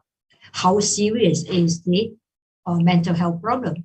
They need the data. They need to know what has been done, what is going on, and what needs to be done. Yeah, and individual responsibility. Next is the resilience. Resilience. You bertahan. That you berdoa. The spiritual part can help you. So this resilience is a normal one, and the other one is a spiritual part that can really help. Yeah. Now, when I talk about healthcare workers, there should not be a pointer here. The healthcare workers include the clinicians or the physicians or the doctors, the nurses, the technicians, other staff there, the pharmacists. All these are healthcare workers. Now, during the pandemic, they work as normal. Not only work as normal, but overtime. So many of these healthcare workers, they were stressed. They cried. They have this moral injury. The moral injury means that it's a depressed time where they see behavior or the culture or anything which is against their own belief. Yeah. And the patients, the teachers, the parents, the vulnerable group. Now, vulnerable group, not only senior citizens, young children, but also those being abused, the abused group, and those who are living alone. So these people, they suffer, they suffer during pandemic, but they did not know how to seek help. And the very young children, they don't know whom they can get help, and they could not talk to people. They can't tell people how they felt. It is from the behavior that we can see. And then adolescents, adolescents where they lost interest in their study, they were not motivated, they felt like to drop out from the school and so on. So these people need help, help them to recover from that mental health condition. So these are the things, number one is mental health support. Number two is communal solidarity. Yeah. Then now we look at one by one. Yeah. How to recover. Now we look at this. This is by Oracle. Oracle is another group. They have Oracle group. They're not only doing the voluntary work, but also they have publication. So that was during 2020. They found that this in US have a lot of study, and they have a lot of statistics. Yeah, 76% of workers believe their company should be doing more to support the mental health. So they were not happy. The workers are not happy. They feel that the company did not really support them. Now, Malaysia, the first part, I think twice they helped those small and medium industry. So government did give support small and medium industry, which means the workers less than 100, if I'm not mistaken. So government gave a small sum to help them to pay the workers. Singapore until now, the government is still giving them. They have so many masks and testing kit and so on, because of a friend there. And she said that there are so many that, she just took it from the community center, and she sent to a relative in Malaysia. That is interesting. Every country, in fact, in the world have this kind of help. And I read in literature in China, those team that went to Wuhan, that kind of sacrifice, and they were given quite a big sum of token of appreciation from the government. Yeah. Now, 78% of workforce say the pandemic has negatively affected their mental health. This is a very big number. So in this post-pandemic, we should do the same study. So in fact, Oracle should get the same group of people and see the difference. That would be very convincing. Yeah? 85% of people say that their mental health issues are causing sleep deprivation, poor physical health, reduced happiness at home. You see? Why? Because they can't go out. Salary reduced, and there are a lot of things that they used to go out, all cannot be done. Suffering family relationship. Now, relationship, husband and wife and children, when you get together all the time, you see each other more, perhaps you're more violent. But there are the positive side. Some have a better relationship because husband and wife, they get together, they think of how to improve their life, they can do online business, whatever together. So you have the positive and the negative. Some regions have more negative, some regions, some communities, some society, they have less negative, yeah, but more positive. Isolation from friends, yeah, especially the teenagers. You to isolate them from friends is something very difficult. So adult like us, lecturers, I think it's quite fine, not as bad, yeah. Next slide, please. Okay, next slide. Next one. So,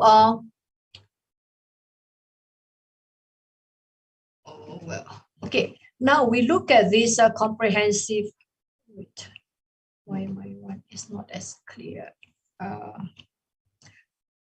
Okay, now we look at this recovery part. Let's look at the figures here, yeah? Now, this is the recovery stage. Remember, the post-pandemic in Southeast Asia is end of October last year until now. But in the Western country is something like the middle of last year. Now, studies of previous pandemic demonstrate that heightened distress in healthcare workers is more than 2 years after the event. 2 years after the event, which means it can be 2021, 22, 23. It is 23 to 24, they are still suffering. And we can understand the healthcare workers because they look at the number of deaths. They look at, those people before dying, how much they wanted to see their family members, but they can't see. The burial, the family can't attend the burial. The pengembumian pun tak boleh pergi. It's just so much in them, and they have to take it. It's not only one, but more than one. So for those who are treating the patients, it takes a lot on their mental health. Yeah. So 2 years later, then when we talk about recovery, it's not the general public, but the mental health workers, the mental, or I say the healthcare providers. Yeah. A study on healthcare workers in China, as you can see here, 50% of healthcare workers experience PTSD, post-traumatic stress disorder, 50%, and 25% depression, 8% insomnia, and 20% anxiety. Now, we cannot take this very lightly because healthcare workers are the ones who are treating the people. Imagine if they are depressed. How can they focus, on treating the people? So that is something that government must do, must step up their effort to overcome this problem. Canada, 50% of healthcare workers indicated they needed psychological support. And you look at this, in China, and also in China and Canada here, 50% here, and in China 50% here. You can see the figure here. Yeah. Okay, next one. So need to recover from here. We cannot allow them to have 50%. Healthcare workers suffer from PTSD. Okay, now the recovery part. So this is one by again this is article I took from written based on the experience in America, addressing post-pandemic clinician mental health. So that was 2020. US 2020 it was really considered a post-pandemic. Remember what Trump said? The herd community, semua suffer together, then it becomes normal. So that is the what they call that principle. Ya, orang putih dia macam tu ya. Orang putih tidak takut pun. Ya. Orang sebelah timur ni takut. Ya. So isolation and so on.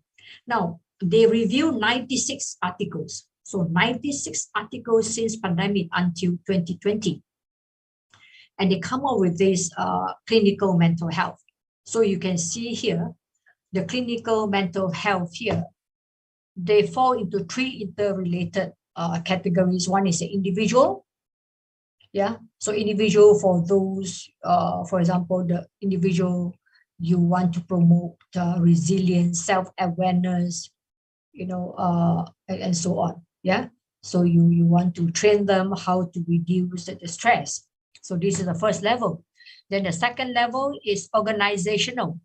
So organizational involve the leadership. They should provide the support program, yeah, to address moral injury. As I say just now, moral injury is the distressing psychological, behavioral, social, and sometimes spiritual. Spiritual after being exposed to the events.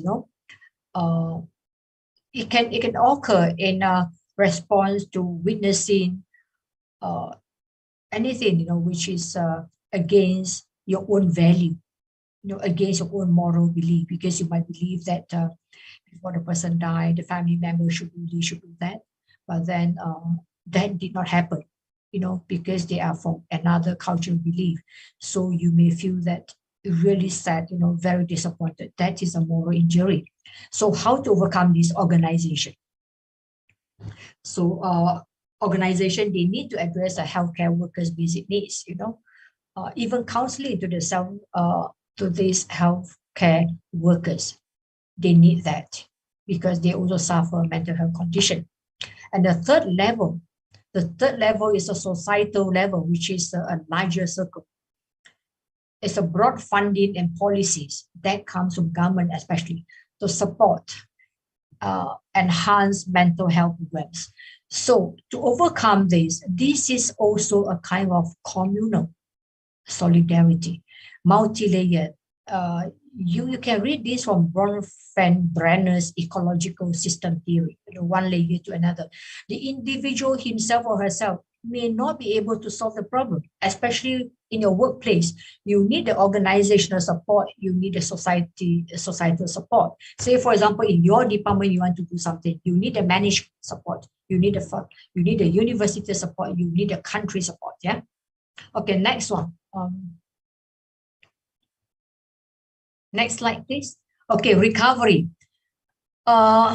Comprehensive mental health support. Even as students, now what do they need? You know, some of it is useful now in post-pandemic. Some may not be that significant now. Number one, important to have people who you can share things with. So this is for mental health.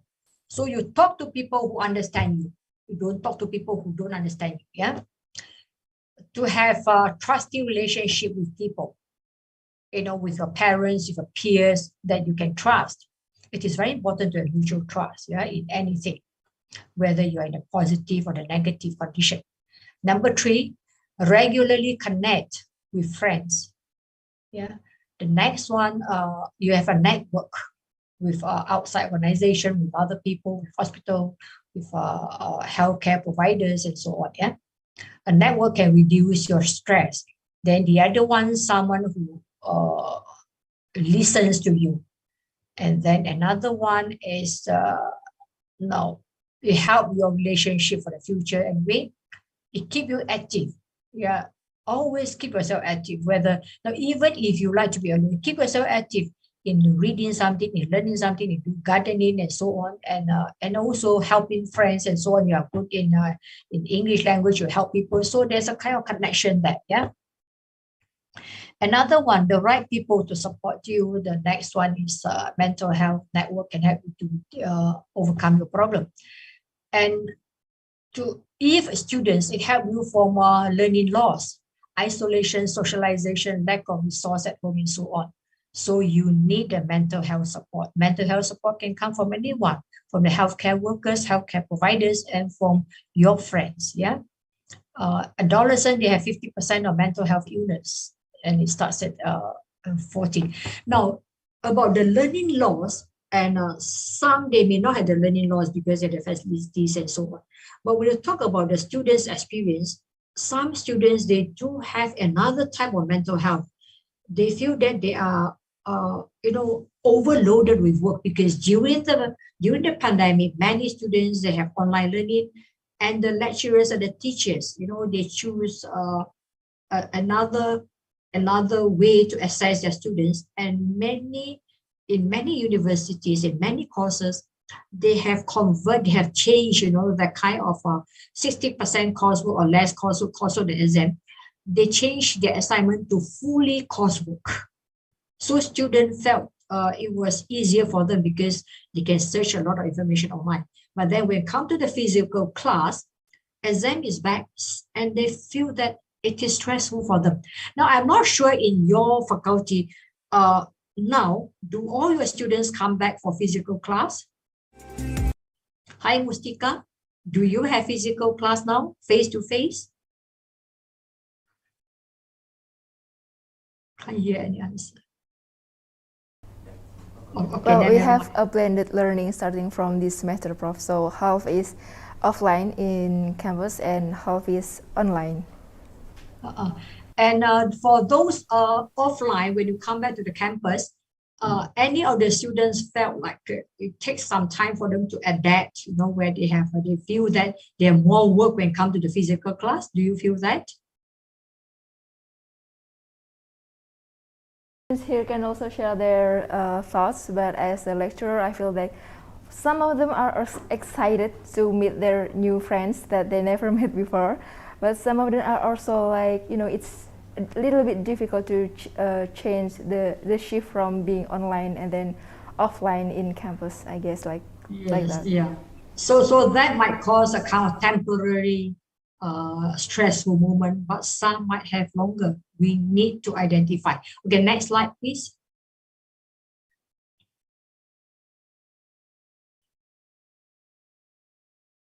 Next slide, please. Okay, now, learning recovery. This is what the UNICEF director said. Yeah? This is the United Nations Organization for Children Educational Fund. Now, COVID-19 pandemic shut down schools across the world, disrupting education for 1.6 billion students at its peak. Pada masa kemuncak tu, exacerbated the gender divide. Girls are usually deprived of these learning opportunities. In some countries, greater learning loss among the girls, and those not so developed countries or those who are underprivileged or poor families, increase in their risk of facing child labor. They have to work. Gender-based violence, usually the women get more, being abused, being victimized. Early marriage, as I said just now, some students opted out and get married, and they have early pregnancy. So we need to recover from here, according to this, the director of education in UNICEF. He said that we should stem the scars of this generation. We must reopen school, keep them open, target outreach, reaching out to them to return these people to the school and accelerate learning recovery. That is the recovery where people coming back. Yeah. Professor Yu, I'm sorry to interrupt you. I have to say that we have 10 minutes left for the presentation. 10 minutes, okay, fine. Yes. Okay, next slide, please. 10 minutes, okay, I'll keep in mind. The communal solidarity, prevent transmission, mutual trust, and so on. And I say just now, communal solidarity is in a society, small society to a bigger society. And we have this, and this article you can find here.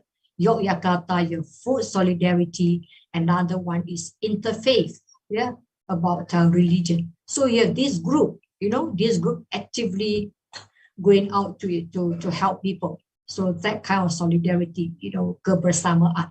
And our Prime Minister say here, solidarity took us through the COVID crisis.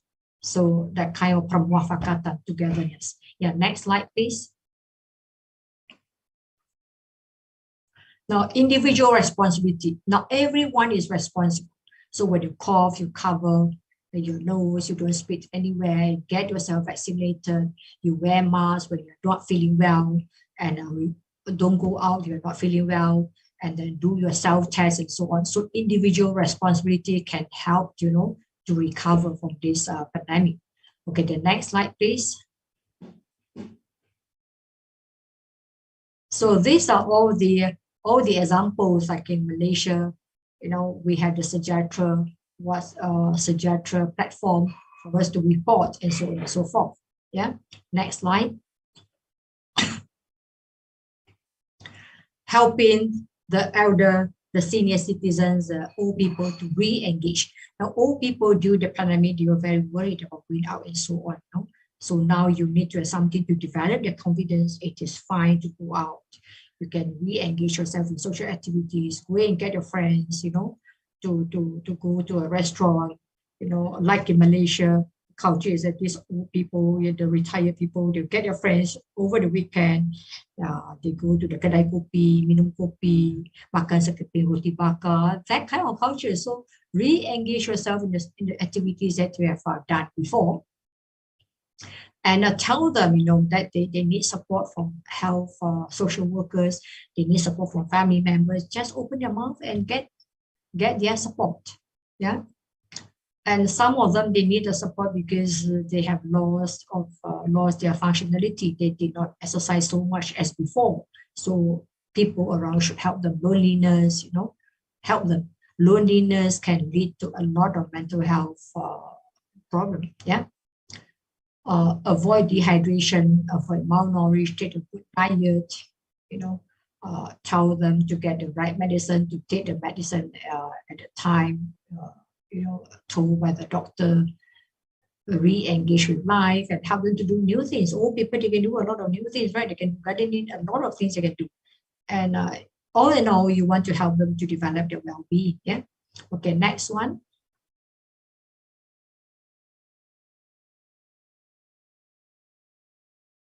Okay, recovery for children. How to help children to recover. Now, children are very active and resilient. They can bounce back very fast, but they need the support. They need the individual support from the parents, from the people around them. They need a scaffolding, guide them what to do. So society must invest in these mental health services to help them. And we need to do research on the short-term, long-term, medium-term impacts on the pandemic on children, how far or how much the pandemic has affected their mental health. Now, studies from both UK and US report that there is a substantial, quite a big decrease in child abuse notifications in both countries. Then how about Malaysia? We don't have such a study. Yeah. Now, you need the statistics in order to plan for action. Without statistics, you can just agak-agak saja, which is not accurate. Next slide, please.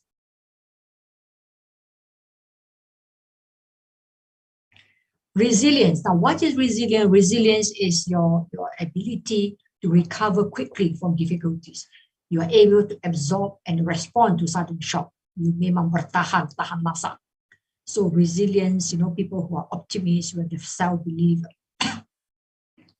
who are flexible, who can adapt to the new situation easily, who have the ability to solve problems, emotional awareness, and so on. So people who are emotionally and mentally resilient, they can cope with any difficult situation. During pandemic, they have online learning, they have less work and whatnot. Now they come back to the campus, they have more work, they have to interact with people, then they see their friends, some friends that they like, some they don't like, and so on. So bertahan, resilience. So what can help in your resilience? It is within you, interaction within you. Your own self-concept, your own self-esteem, your own motivation, and that is inside you, So your individual factors with the society, the social factors outside, your friends, your peers, economical factor, the physical environment. So interaction between these two, you and the outside. Then you must come to, you must have a solution. How are you going to interact? So here are some tips, healthy work culture, self-assessment, social connection. You do like this when you connect with someone else, you connect with social media, how to solve your problem. Stay active. As I said just now, active means connected, they're doing something. Managing your stress, you must have the techniques, yeah? Take some brain healthy diet, avoid those fast food, quality sleep, and you must find purpose in your life, then become a very resilient person. Next slide, please. Okay, now we come to challenges. Number one is the healthcare services.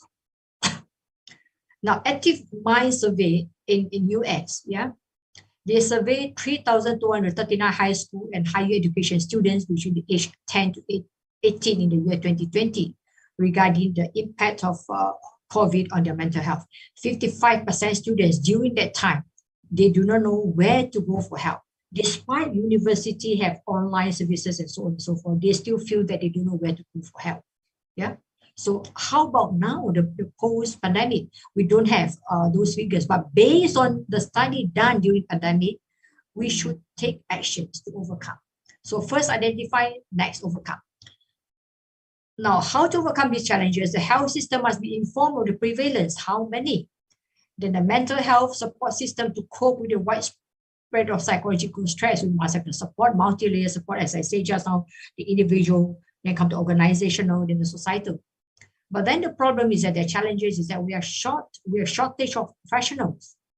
Then we have accessibility problem, how to access it, how to get it. We have the unequal access to the vaccines, those from the poorer area or the poorer ethnicity, they don't have the equal access. Yeah. Not only to the vaccine, but to education.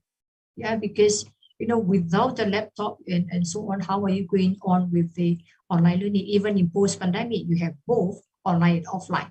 So you had a problem with inequality, poverty, social exclusion, domestic level in their home country. Now, example, in England, the most deprived areas of England during COVID, you have 128 per 100,000 deaths, compared to the 58.8 per 100,000 in those less deprived areas. Deprived area are those immigrants, the poorer area. The least deprived are the whites. So can you see the difference, 128 and 58.8? Then the institutional counseling service, that can help to overcome the challenge, but do we have enough for that? The online and offline. Offline, you may have one or two counselors, but you have so many who are suffering from that. And then you need to have a social group, you need to have hotline, you need to have a tele-counseling. Now, all this may pose a challenge to the areas that do not have enough facilities and also the people to do it. And a dissemination of correct information. Who is going to do it and how much and what? Yeah. Next slide, please. WHO survey, they found that, WHO survey 133 countries across the 6 regions under WHO in August 2020. For a lot of countries, 2020 sort of still have a lot of, the numbers to search, but then the seriousness has been kept under control. So they do a survey on the disruption to mental health services. 60% reported disruption to mental health services, and 67% disruption to counseling. More than a third of those surveyed, they say disruption to emergency intervention, and 30% say disruption to access to medication. So for the mental health services, all in all, we say that is about more than, about you average of about 50%, half of them, they are not happy with the mental health services. Shortage, not enough, Next slide, please. Next challenge is the government involvement. Sorry to according interrupt to you. WHO, Okay. every $1 invested in mental health, you get $4 in return in future. So every government should scale up and speed up, their investment in mental health services. But you need this multi-sectoral integrated approach, not only the government, but the NGO, the kind of, the village support and so on and so forth. It is a holistic approach. It is a whole society approach. So you need the investment, to increase health awareness, mental health awareness, increase access to the mental health care, do research and improve the existing treatment. Because for someone who suffer from mental health, is number one is the medical part. Number two, the individual part. The individual is related to the family, to the people around them. Yeah. Next slide, please. Professor Yu, sorry to interrupt again. We have about 5 minutes left. Okay, 5 minutes. Thank you. Now the government part. Another one. The government is in charge of coordination. This is the one I got from a literature from China. So they believe this, the part, you have 4 levels. The expert team have their job. Expert team in charge of the policy. Then the psychological rescue team. They're the health educators and the psychological assistant team. Now, assistant team, they work on psychological crisis intervention. So they take the role of a counseling psychological team. This one is on a bigger one. Yeah, psychological rescue team are those psychology staff, and their responsible is for education. So this one, assistant team, more on counseling. And then the social support. Yeah, the social support comprised of those non-government organizations and so on. So they have, government has organized a kind of multi-layer to help people, in mental health. Next one, please. Next is literacy. This is another challenge. You want to tell them, but they don't have the literacy. Literacy means they can find the information, they understand the information, and they use the information to help them to overcome their mental health problem. But do they have this? A lot of them, they don't have, Now, 20% of you here live in a mental health condition, and then you have, these are all the problems. It's a big number, here. But to educate the society, about signs and symptoms and so on is another challenge. Next slide, please. Then another one is the next slide, is a financial challenge. So again, the same survey which I mentioned just now. 48% of college students, they experience financial setback. And in Malaysia, you find that, 81% for their healthcare, they take from their own income. So when they lost their income, how can they do? Yeah. how can they get help, and so on and so forth. They have to go to hospital and so on. That involves money. Yeah. So financial challenge is another part. Yeah. Okay. Next one. Next one is schools and families. So schools and families, they must collaborate. Schools must get information from the parents. I get this Metropolitan High School Prevention Safety Belt, which you can use here. So school and families, they have to work together to identify the cases, to know the history, to monitor, and so on and so forth. Yeah. Now, school alone, teachers alone, they can't do it. Now, next one is a solidarity, which it is a model based on Bromf and Brenner. The individual determinants, individual, they have, now individual part is your lifestyle, your own personal factor, your own motivation, your own self-efficacy part. Then the educational part, the individual determinants. The social determinants are the social engagement, the responsibilities, the social environment, the social support. Then it goes to the bigger environment. Then the next is the natural environment. So the solidarity between one layer to another, from the family, from you, from the family, from the school to the faculty, and so on and so forth. So you need that kind of close relationship, a smart collaboration to overcome this. Yeah. The social awareness. Organic means something which is natural. Okay, next slide, please. Next slide, please. Next slide. Okay, social media. Now, social media plays a very important role to provide the positive data, to provide positive information. So, but social media, they like something, they like to sensationalize something, right? So social media have to play the role. So how are we going to make sure that, people simply send, WhatsApp is so common, people simply send information that can affect mental health, Yeah, they have to deliver the right information. So for WhatsApp users, don't forward things which you are not sure. All the young people, listeners here, you share those good information. Those you are not sure, you don't. Those days you have information like, if you take this vaccine, you have this problem, that problem. That affect people. And my own elder sister, she refused to be vaccinated because she was so much influenced by this information. The information found online at the WhatsApp. But finally, she decided, she changed her mind into vaccination. I have another friend. He refused to take the booster jab, and being reminded by the clinic, because in Malaysia, government assigns certain clinics, The clinic called him 8 times. Finally, he decided to take the booster jab. And again, it was influenced by social media, because we are not doctors. But even doctors also give different opinion. Yeah.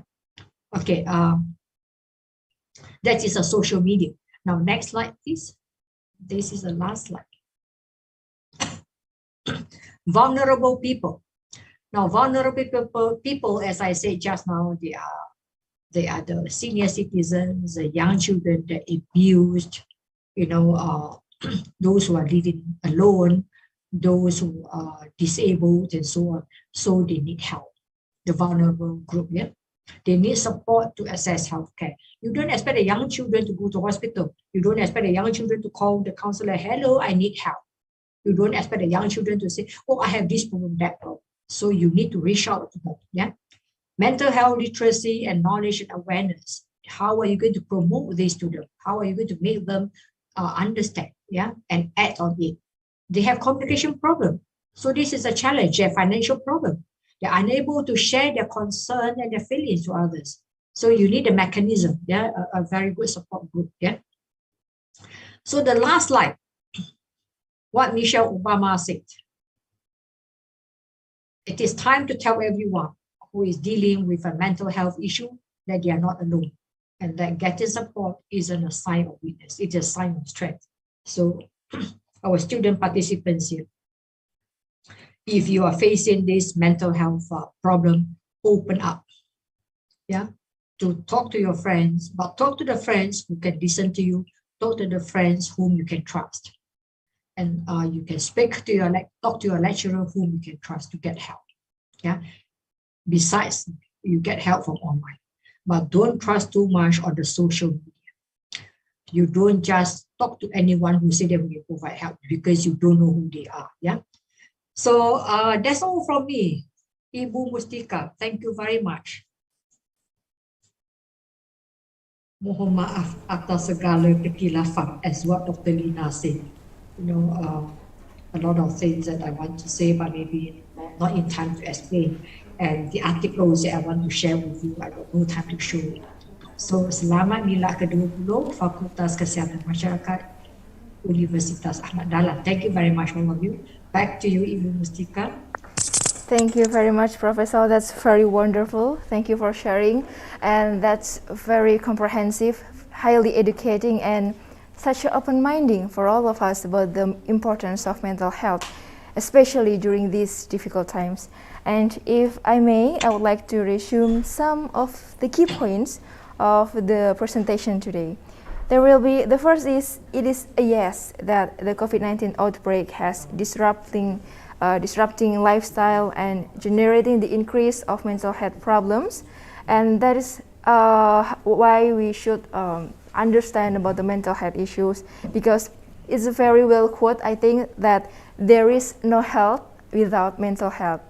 So I think we need to bold this and we need to remember this, that we have to maintain our mental health to be really 100% healthy. And the second one is to recover ourselves in this post-pandemic era. There are several things we need. The first one is comprehensive mental health support and intervention, and then communal solidarity, involvement of leadership and authority, individual responsibility and resilience, ketangguhan, ketahanan, the ability to recover quickly from difficulties and absorb and then respond to sudden shock and regain the momentum. And this is very interesting in how to maintain or strengthen this resilience. Is some of them are self-optimism, self-belief, and then willingness to adapt, ability of problem solving, social support, and then emotional awareness, in which it's really important for all of us to increase our mental health literacy. And then it's very unique, a sense of humor. I guess we really need little things of joy and happiness in our everyday life, right? Well, that's the key points of today's presentation, and right now let's dive into the discussion section. I will read some questions from the chat. I guess there are already several questions. Maybe the team can help me to open the chat Zoom. I'm quite happy. I'm actually really happy and proud that there are already several questions from the participants. All right. We'll read the first one that comes from Ibu Tri Wahyuni Sukesi, lecturer in the Faculty of Public Health, Ahmad Dahlan University. The question is, the stigma about mental health in Indonesia is very high. People who go to psychologists or psychiatrists are seen as crazy people.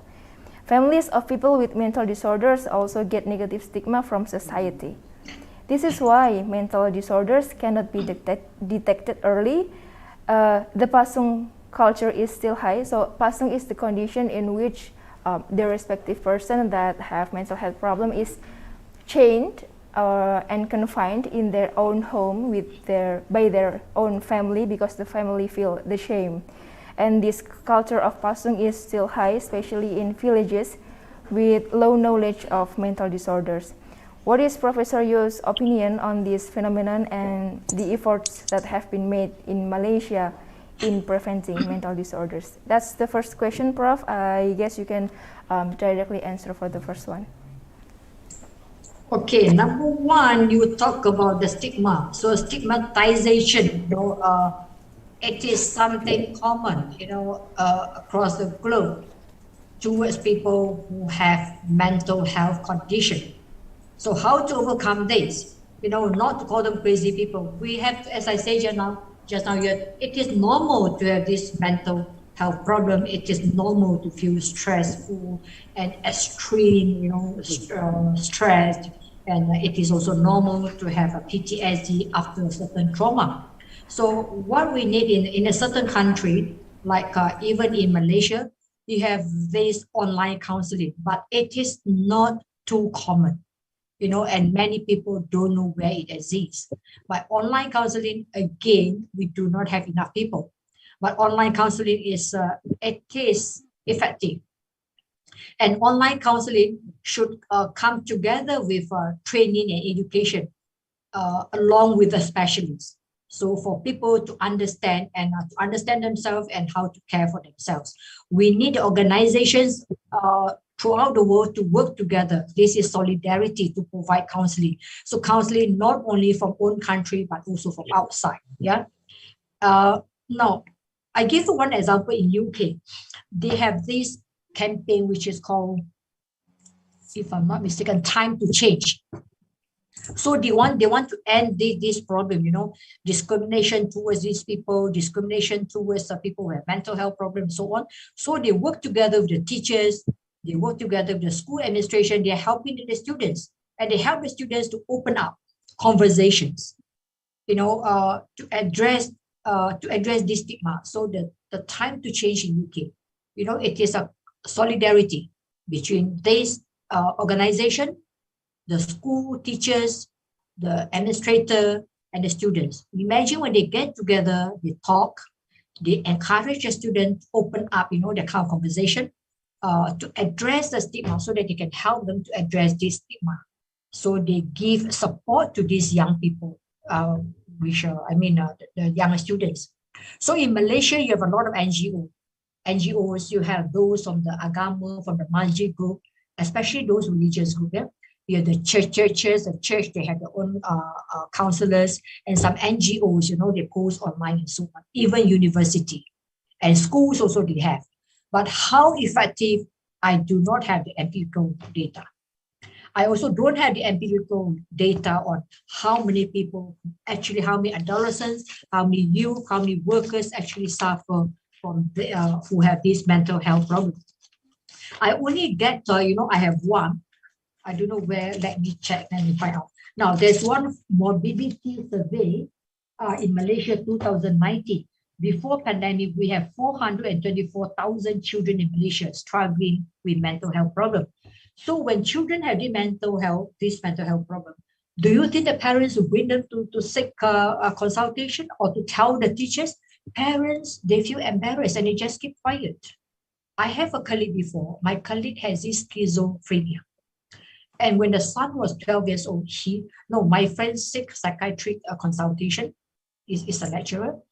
And when her son reached the age of 12, she told me her son also had this problem. So I asked her whether you bring your son to consult doctor. She said yes. So she comes from the background where, she's exposed to this, she's educated, she knows what is good and what is bad. So it is treatable. Yeah, they are not crazy people. They just need to open up themselves. They need help. They need a training. They need education. They need the mental health literacy to help them, just move on with their life. So in Malaysia, as I say, I don't have this concrete empirical evidence to share with you. But what I have is, it is always, their colleagues, their close friends that tell you. Now, to share with you, last semester, I had one student, master student. I invited someone online, of course, to talk about his experience, with bipolar, anxiety. He has two, bipolar, anxiety, and depression. He has these three, and he suffered more than 30 years. So when he talked to my students, my students were so impressed then, because they got the first-hand information about what is it like, to be depressed, bipolar. And he told the class that it took him 30 years to open up himself, to tell people that I'm someone with mental health condition. I have bipolar. I have depression. I have anxiety problem. 30 years. You all young students ini belum sampai 30 tahun lagi. And then immediately after that, I have one student who asked me for help because her auntie's daughter has the problem. Her auntie's daughter kept herself, in her room, refused to come out, refused to study all the time with an iPad. And then she became so demotivated. That was during COVID. And the mother didn't know what to do because the mother did not receive that kind of, don't have high level of education. So my master student asked me what to do. And I contacted someone about 100 kilometers away from Johor Bahru because that person has this NGO online counseling. So the mother spoke to this person. Then after that, I asked my other students and my connection about whom she can go to, because in Johor Bahru, we have the psychiatrist, but the mother could not speak Malay well. The mother could not speak English, so brought her to Kluang, which is about 100 kilometers away. So she thought, she went there for consultation, but I don't know how is her condition now. So to your question, this is how we do it. Solidarity, connection. Yeah. I hope I've answered your question. Well, thank you very much, Prof, for Ibu Triani. Is it clear enough, the answer from Professor? So the key points is, poin penting dari apa yang sebenarnya perlu kita hadapi ya tentang stigma yang sebenarnya merupakan fenomena secara global ya tentang mental health, yang masih ada stigma tentang kesehatan mental, bahwa hal pertama yang perlu kita lakukan adalah memang mencerdaskan, memberikan wawasan, memberikan edukasi kepada seluruh lapisan masyarakat tentang sebenarnya seperti apa sih kesehatan mental itu, apa sih yang terjadi gitu ya, yang sebenarnya terjadi kepada orang-orang dengan gangguan mental gitu ya. Mereka bukan gila gitu kan, tetapi ada apa yang mempengaruhi itu seperti apa, bagaimana sign and symptomnya, dan bagaimana cara kita mensupport mereka. Itu yang perlu kita edukasi sehingga kita bisa menjadi support system yang baik gitu ya. Dan stigma tentang kesehatan mental ini secara global perlahan-lahan dengan tadi open sharing gitu ya, saling berbagi, saling terbuka, dan justru membahas tentang mental health ini menjadi suatu hal yang tidak tabu, itu yang perlu untuk kita lakukan untuk menghapus stigma. Very well, Professor, I will continue to the second question. It comes from Ibu Septian Emma, a lecturer as well in the Faculty of Public Health. The question is how the effort of University of Technology Malaysia to avoid the mental health problems in academicians in the university during the COVID-19. Well, when you talk about academicians, I think we pay more attention to students rather than the academician. Now, when you talk about academician, it is from faculty to faculty. For example, in our faculty, UTM has 7 faculties, 4 faculties in UTM Johor Bahru, another 3 faculties in UTM Kuala Lumpur. Before there were 14 faculties. In 2018 July, we shrink it, consolidate the 7 faculties. So now back to the story. Now academician UTM. Now UTM itself in Johor Bahru, we have 4 faculties. Our faculty is one of those. And our faculty dean, Professor Dr. Zaidatun Tasik, and the chair of School of Education, Professor Dr. Fatin. It is, especially our dean, is non-stop, all the time in a WhatsApp, in email, telling academicians that, if you feel very stressful, whatever is very stressful, or you need help, just contact the management, or the dean said, just contact me. And the chair of school education just contact me. So this is a kind of personal approach. And I remember in 2020, when we had to learn so much about this using digital gadgets to conduct online classes, how to do this, a lot of online things. So the faculty conducted many classes to help us, because if not, the faculty management is afraid that, too much that we have to do within such a short time definitely will affect your mental health. And then at that time, they assigned the young people, the so-called, the internet savvy people, to attach to us. So I was one of those, you know, they feel that people yang sudah tua sikit, tak pandai lah nak type ke apa benda. So they assign one young person, young lecturer to be with me.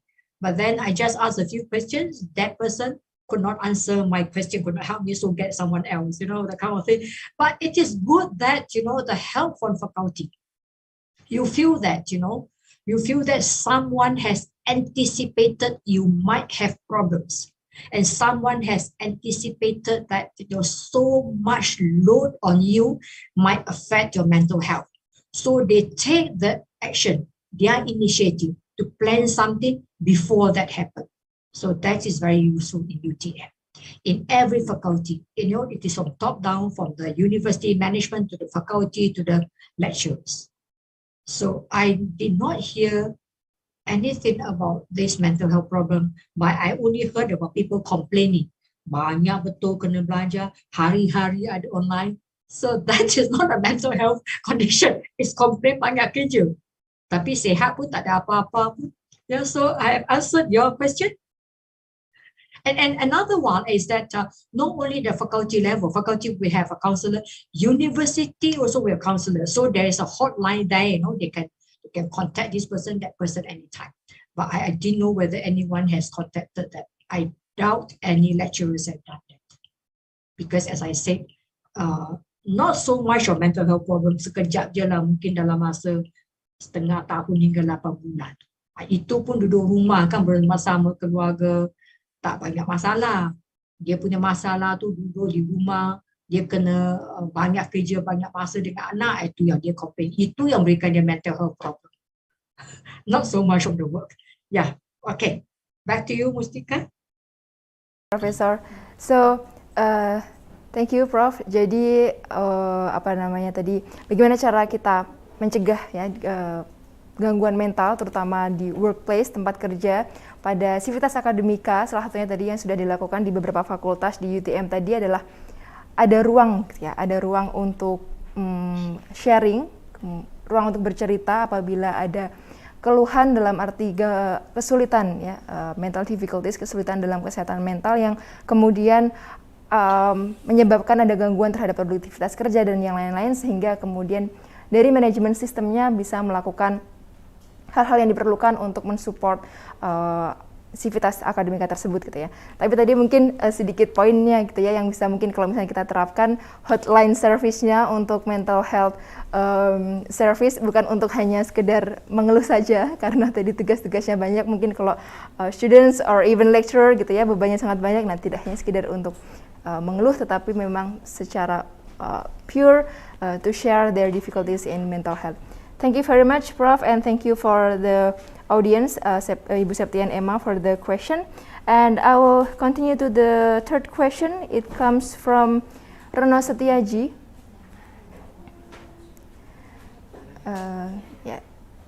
Reno Setiaji, a student in Faculty of Public Health, Universitas Ahmad Dahlan. So the question is, after this pandemic in my village, I see people already feel that COVID really doesn't exist. They no longer wear masks, they don't keep their distance, and I think the people in my village really don't care about the presence of COVID. Does that mean they are mentally healthy because they don't really care if there is COVID or not? And how is the condition of people in Malaysia? Do they also not really care about the presence of COVID? How your perspective about this phenomena, Professor? Okay, thank you, Reno Setiaji. Now, the first part, you talk about the people in your village, they don't care. Now, in Malaysia, there are many villages, many kampung, many areas in Malaysia. Even during the fast transmission of COVID, they already don't care. You know, it is not that they don't care. It is because they don't have the mental health literacy. Knowledge itu tak ada. So they don't know the risk that they are carrying actually. So they need a mental health literacy. Now is a post-pandemic. What they hear is that tak serius lah, kalau kena pun tak masuk hospital, hidup macam biasa. But they need the mental health knowledge that, you know, how to protect themselves. Then when you say that they don't care and so on, does it mean that they are mentally healthy? Now, mentally healthy, we relate to, number one, they are in the state of well-being. Dia rasa dia sihat, dia tahu apa nak buat, apa yang tak boleh buat. Number two is a productivity. They can do work as usual, they are productive. Number three, they can keep a relationship dengan orang lain. Yeah. And number four, they contribute to the society, contribute to the family. If they fulfill all this, they are mentally healthy. So dia tak takut itu, tak apalah. But they are mentally healthy. Unless dia rasa cemas, dia rasa, the kind of anxiety, then we would say that they are not mentally healthy. So you look at the definition of mentally healthy. Kalau dia fulfill itu, tak apa. They don't care about the distance, itu sikap. Kalau dia tahu, dia masih don't care about keeping the distance, is a sikap. And moreover, in the post-pandemic, government doesn't have this strict, what they call the SOP anymore. Government has relaxed the restriction. So it is fine. It is just that you need to tell them, to give them the knowledge that in the crowded area, kalau you nampak orang batuk, then you go far a bit from that people. And to tell them also, if they are coughing, they have to close their mouth and so on. Now, the condition of people in Malaysia are relaxed, very relaxed now. People don't bother much. And you also have people who are contracted with the virus. They are supposed to report in My Sejahtera app. They don't. They don't care. Because they feel that, kalau saya kena sekarang ni very mild, tak serious, orang lain kena, tak apa. So this is bad. This is a mentally sick people, not the mental health problem. Tapi yang kat sini tak sihat, tak fikir, they don't think about other people, which is bad. So you ask me, the people in Malaysia very relaxed. So they need to be reminded by the kerajaan, they need to be reminded by pemerintah, by the government from time to time. They need to reminded by the organization from time to time, to tell them what to do and what not to do. It is not about that they don't care about the presence of COVID. They are aware, they know about the presence of COVID, but in their mind is that not as serious. I asked my student, one student last week when I had online doctoral supervision with her. So I asked her about teachers in their school and the students and so on. She told me now, even last year, when you still have a fast transmission, there were about 2-3 times in Malaysia that the school opened, but partially. Even during that time, when there was very strict SOP, very strict restriction that you must keep a 1 meter distance, you have to wear masks, teachers don't bother. Yeah, they stand close to each other. You see in many government departments, people are quite relaxed. I think, we are not as relaxed as the Mak Salim Rambuti, but we are quite relaxed. Yeah. So post-pandemic don't have perhaps not so much affecting the mental health people, because people know that it's not that bad. Yeah. Have I answered your question, Reno? Yes, Mrs. Thank you very much. Okay, thank you, Professor, and thank you for Reno Setiaji. And because of the limited time, I will only open for one question more. I see that there is one person that raised her hand. Please welcome Ririn Desriani. You can deliver your question directly for Professor Yo. Yeah, thank you. First, I want to tell about lately a lot of people, influencer, a lot of people talk about mental health, and of course, it's good to raise awareness about the importance of mental health. But many teenagers do self-diagnose because they want to follow trends. So, how we stop teenagers from self-diagnose, and what do you think about that? Thank you. Okay, can I see the question just now?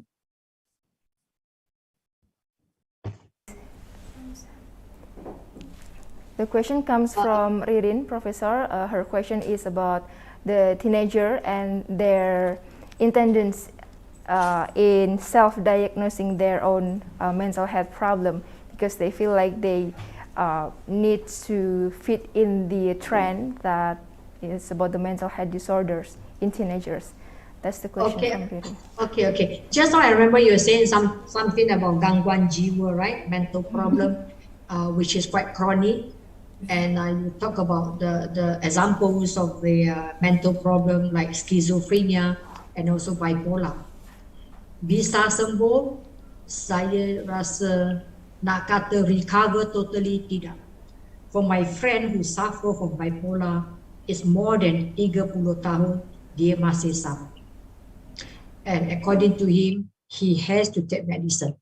And for my friend yang kena schizophrenia, I asked her before that has she ever tried not to take medicine? She told me that can last only for 2 weeks. Kalau lebih daripada 2 minggu, dia tak ambil ubat, dia start lah dengan schizophrenia. One of the things, then I asked my friend sebab dia dah biasa dengan saya. Saya tanya dia, macam mana you tahu itu schizophrenia? Dia kata memang dah jumpa psychiatrist. And then I asked her, dia punya behavior schizophrenia. Because I have read about this, I have even read about a true story about someone yang schizophrenia. So my friend cakap apa schizophrenia, dia boleh tengok corner of a place, then dia start dengan dia punya dengan behavior dia started talking to, pointing at the corner and started dengan dia punya hand gesture, started talking seolah-olah ada orang sedang bercakap dengan dia. And this friend of mine yang schizophrenia, dia punya another behavior dia, kalau dia hendak sesuatu masa tu we are friends in the same place lah. Masa dia nak sesuatu daripada saya, dia tak berhenti-henti tanya saya, mendesak saya, dia nak ini nak itu.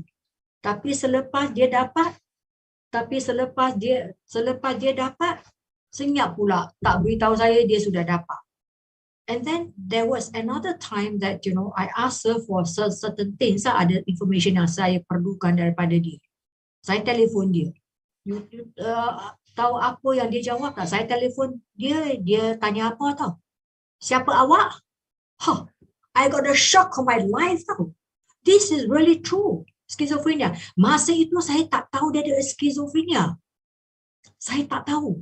Lepas itu baru saya dengar daripada kawan dia ada schizophrenia, because I asked another friend, macam lain sikit je kawan kita, only then they told me. Then I started to be close with her and then talk about all this and that. So inilah schizophrenia. Yang saya tahu cases ini dia memang perlu ambil ubat. Yeah. And then another one you say that dia kena ambil seumur hidup ke? Psychiatrist yang boleh cakap, saya tak dapat cakap. Tetapi daripada literature yang saya tahu, memang kena, because this is a mental health condition. Suatu penyakit mental health. Kita ada penyakit fizikal, kita ambil ubat. Sama juga penyakit mental health pun kena ambil ubat. Cuma kalau ada intervention, social intervention, education intervention, dan dia ada resilience, dia build up dia punya confidence, ubat itu mungkin berkurang. Tapi kalau nak kata langsung tak ada, saya tak pasti. Yeah. So I hope I have answered your question.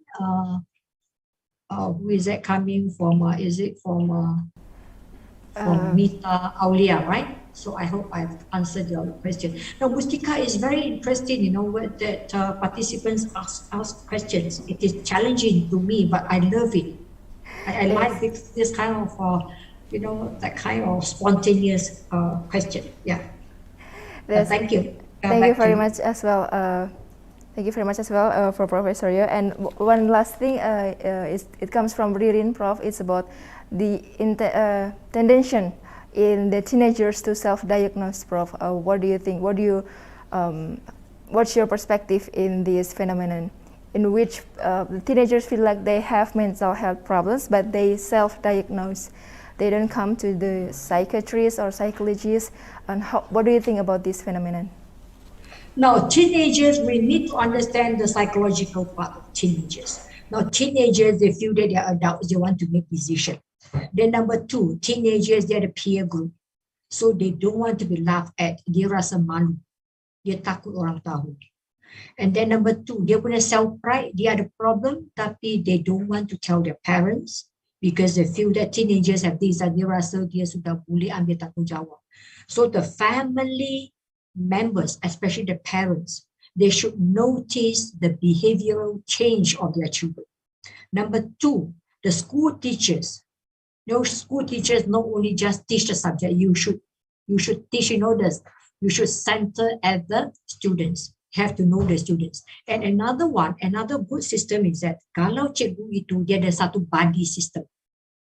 So they create the environment which is so healthy that friends in the class, they help each other. They have very positive opinion about their friends. So from there you can get some information. And then another one is a school-wide intervention. The whole school, you bring the awareness of this mental health condition to let every child in the school knows that mental health problem or the mental health illness is not anything uncommon. Everyone in life suffers from mental health problem at least one time, or even not one time. Literature says 2-3 times is very common. So now by having that, then the child, the adolescent feels safe.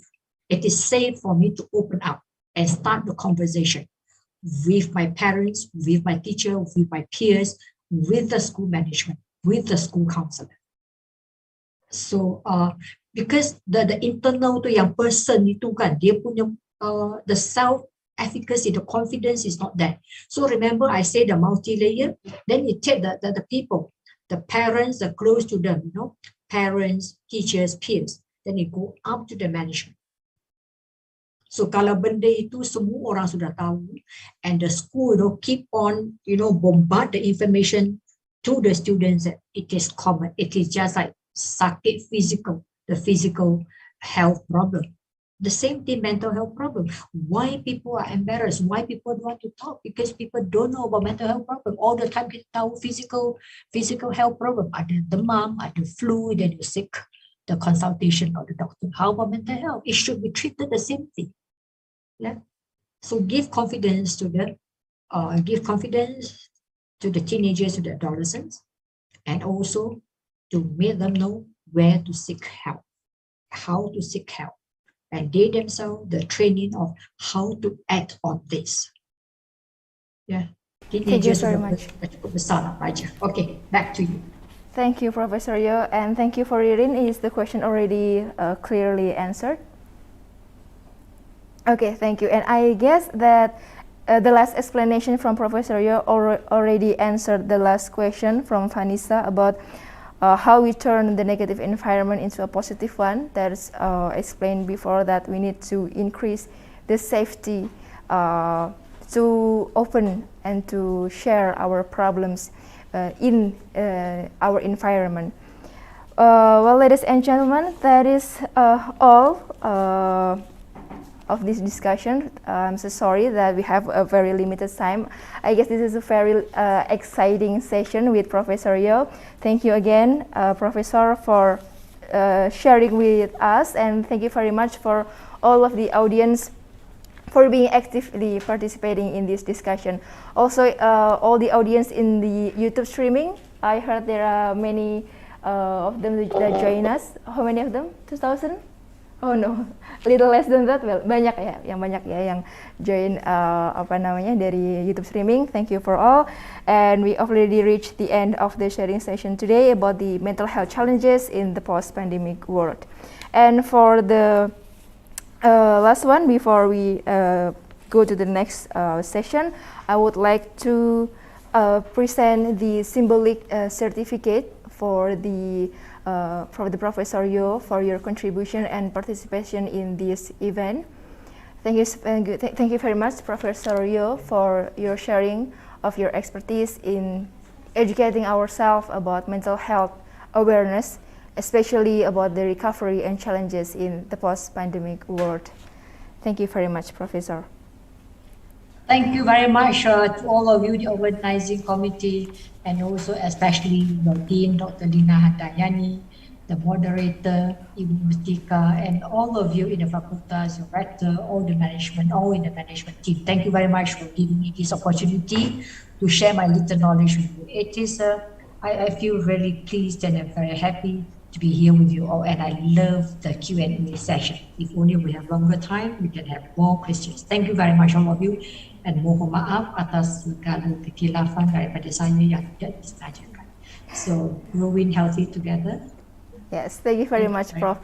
Well, lastly, I think we need to do a documentation. Kita perlu foto bersama ya dengan Prof Yo, meskipun kita bertemu secara virtual. Ini bagi Bapak Ibu dan rekan-rekan sekalian bisa open kameranya ya, kita bisa berfoto bersama di momen yang berbahagia ini, di mana kita belajar bersama-sama tentang pentingnya kita tahu ya dan paham dan bagaimana harus menyikapi tentang isu-isu terkait kesehatan mental.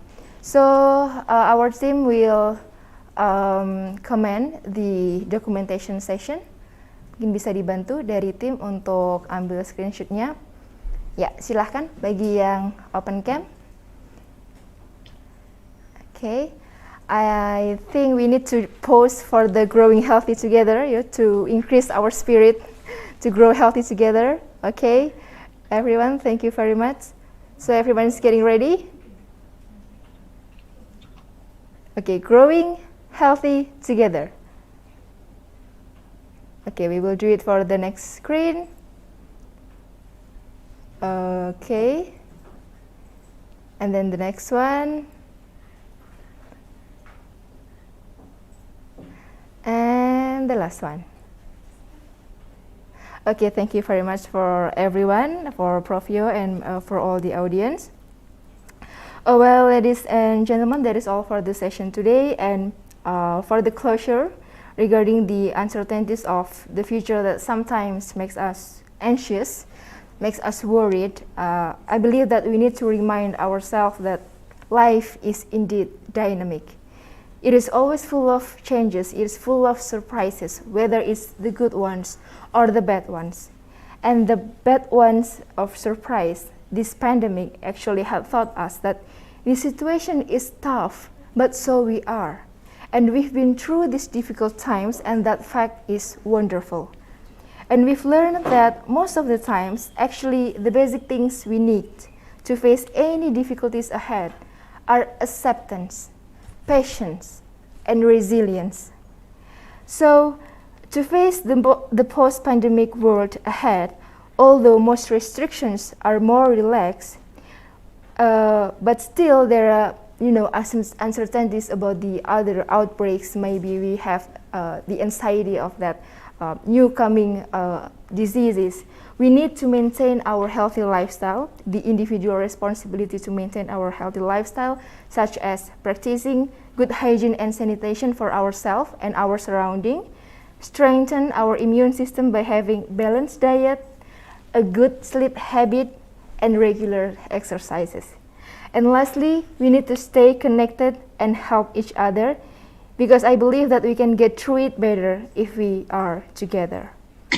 And lastly, if you are currently facing difficulties in your mental health, we really recommend you to learn in sharing your burden with your trusted ones, whether it's your families, your friends, or you can also seek professional help. Because as it's stated before by Michelle Obama, that asking help is not a sign of weakness, it is a sign of strength.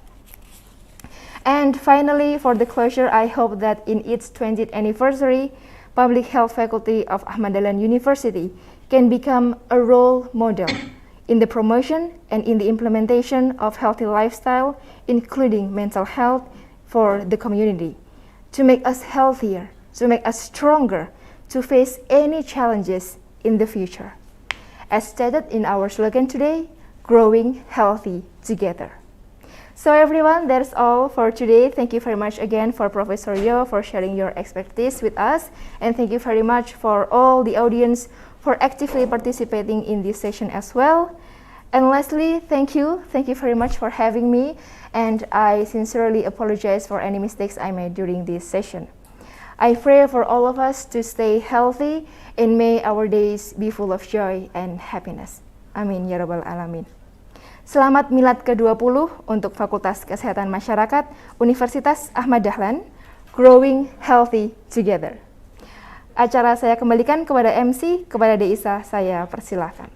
Terima kasih. Wassalamualaikum warahmatullahi wabarakatuh. So, saya Mustika, saya mohon undur diri dulu Prof, thank you very much for your time. Thank you very much. Bye. Thank you very much. Dr. Lina, thank you very much. You are most welcome. Bye-bye. Thank you. Bye-bye. So nice to see you. Yeah. Okay.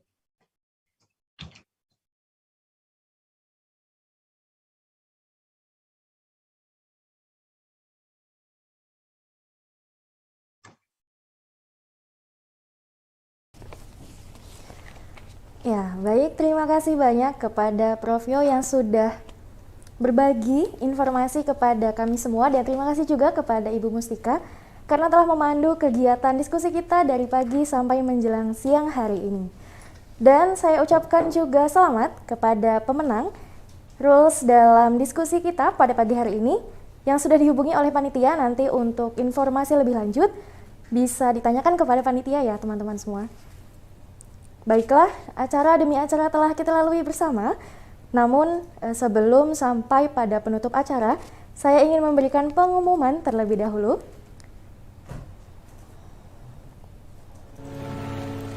Ya, apresiasi setinggi-tingginya kepada Mbak Nurma Mustika Aini sebagai lulusan tercepat dalam program Sarjana Ilmu Kesehatan Masyarakat Angkatan 2018 dengan peminatan Kesehatan dan Keselamatan Kerja, yaitu 3 tahun 6 bulan 28 hari.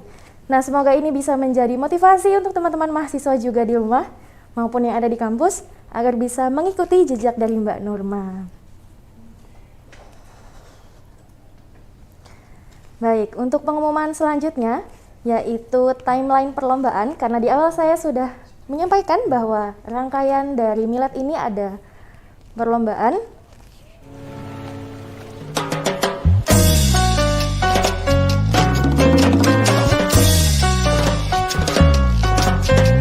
Nah, ini ada poster ilmiah 5 Juni sampai 5 Juli. Kemudian ada Real Competition 16 Juni sampai 16 Juli. Public Health Campus Ambassador 25 Juni 2022. Staff Award 26 Juni sampai 16 Juli.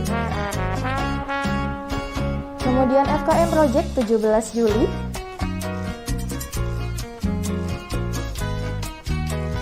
Ya, oke, itulah serangkaian timeline perlombaan yang akan kami adakan dalam kegiatan Milad FKM UAD yang ke-20.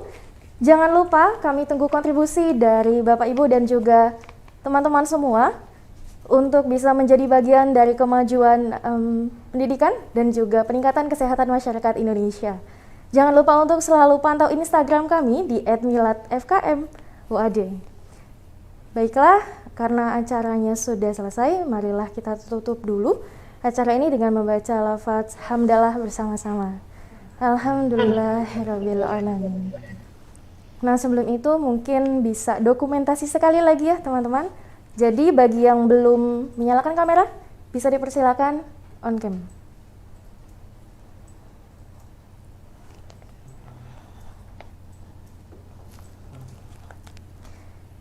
Siap-siap dalam hitungan 1, 2, 3. Ya, slide selanjutnya. 1, 2, 3. Iya, 1, 2, 3. Sudah? Iya, siap. Terima kasih para hadirin semuanya. Ya. Saya Isa Fitriani selaku Master of Ceremony dan segenap kru yang bertugas mohon pamit undur diri. Mohon maaf atas segala kekeliruan dan kesalahan. Terima kasih sudah berpartisipasi dalam kegiatan resepsi virtual Milad FKM UAD yang ke-20 tahun. Selamat bertemu di event selanjutnya and bye-bye. Assalamualaikum warahmatullahi wabarakatuh. Waalaikumsalam warahmatullahi wabarakatuh. Jangan lupa presensi.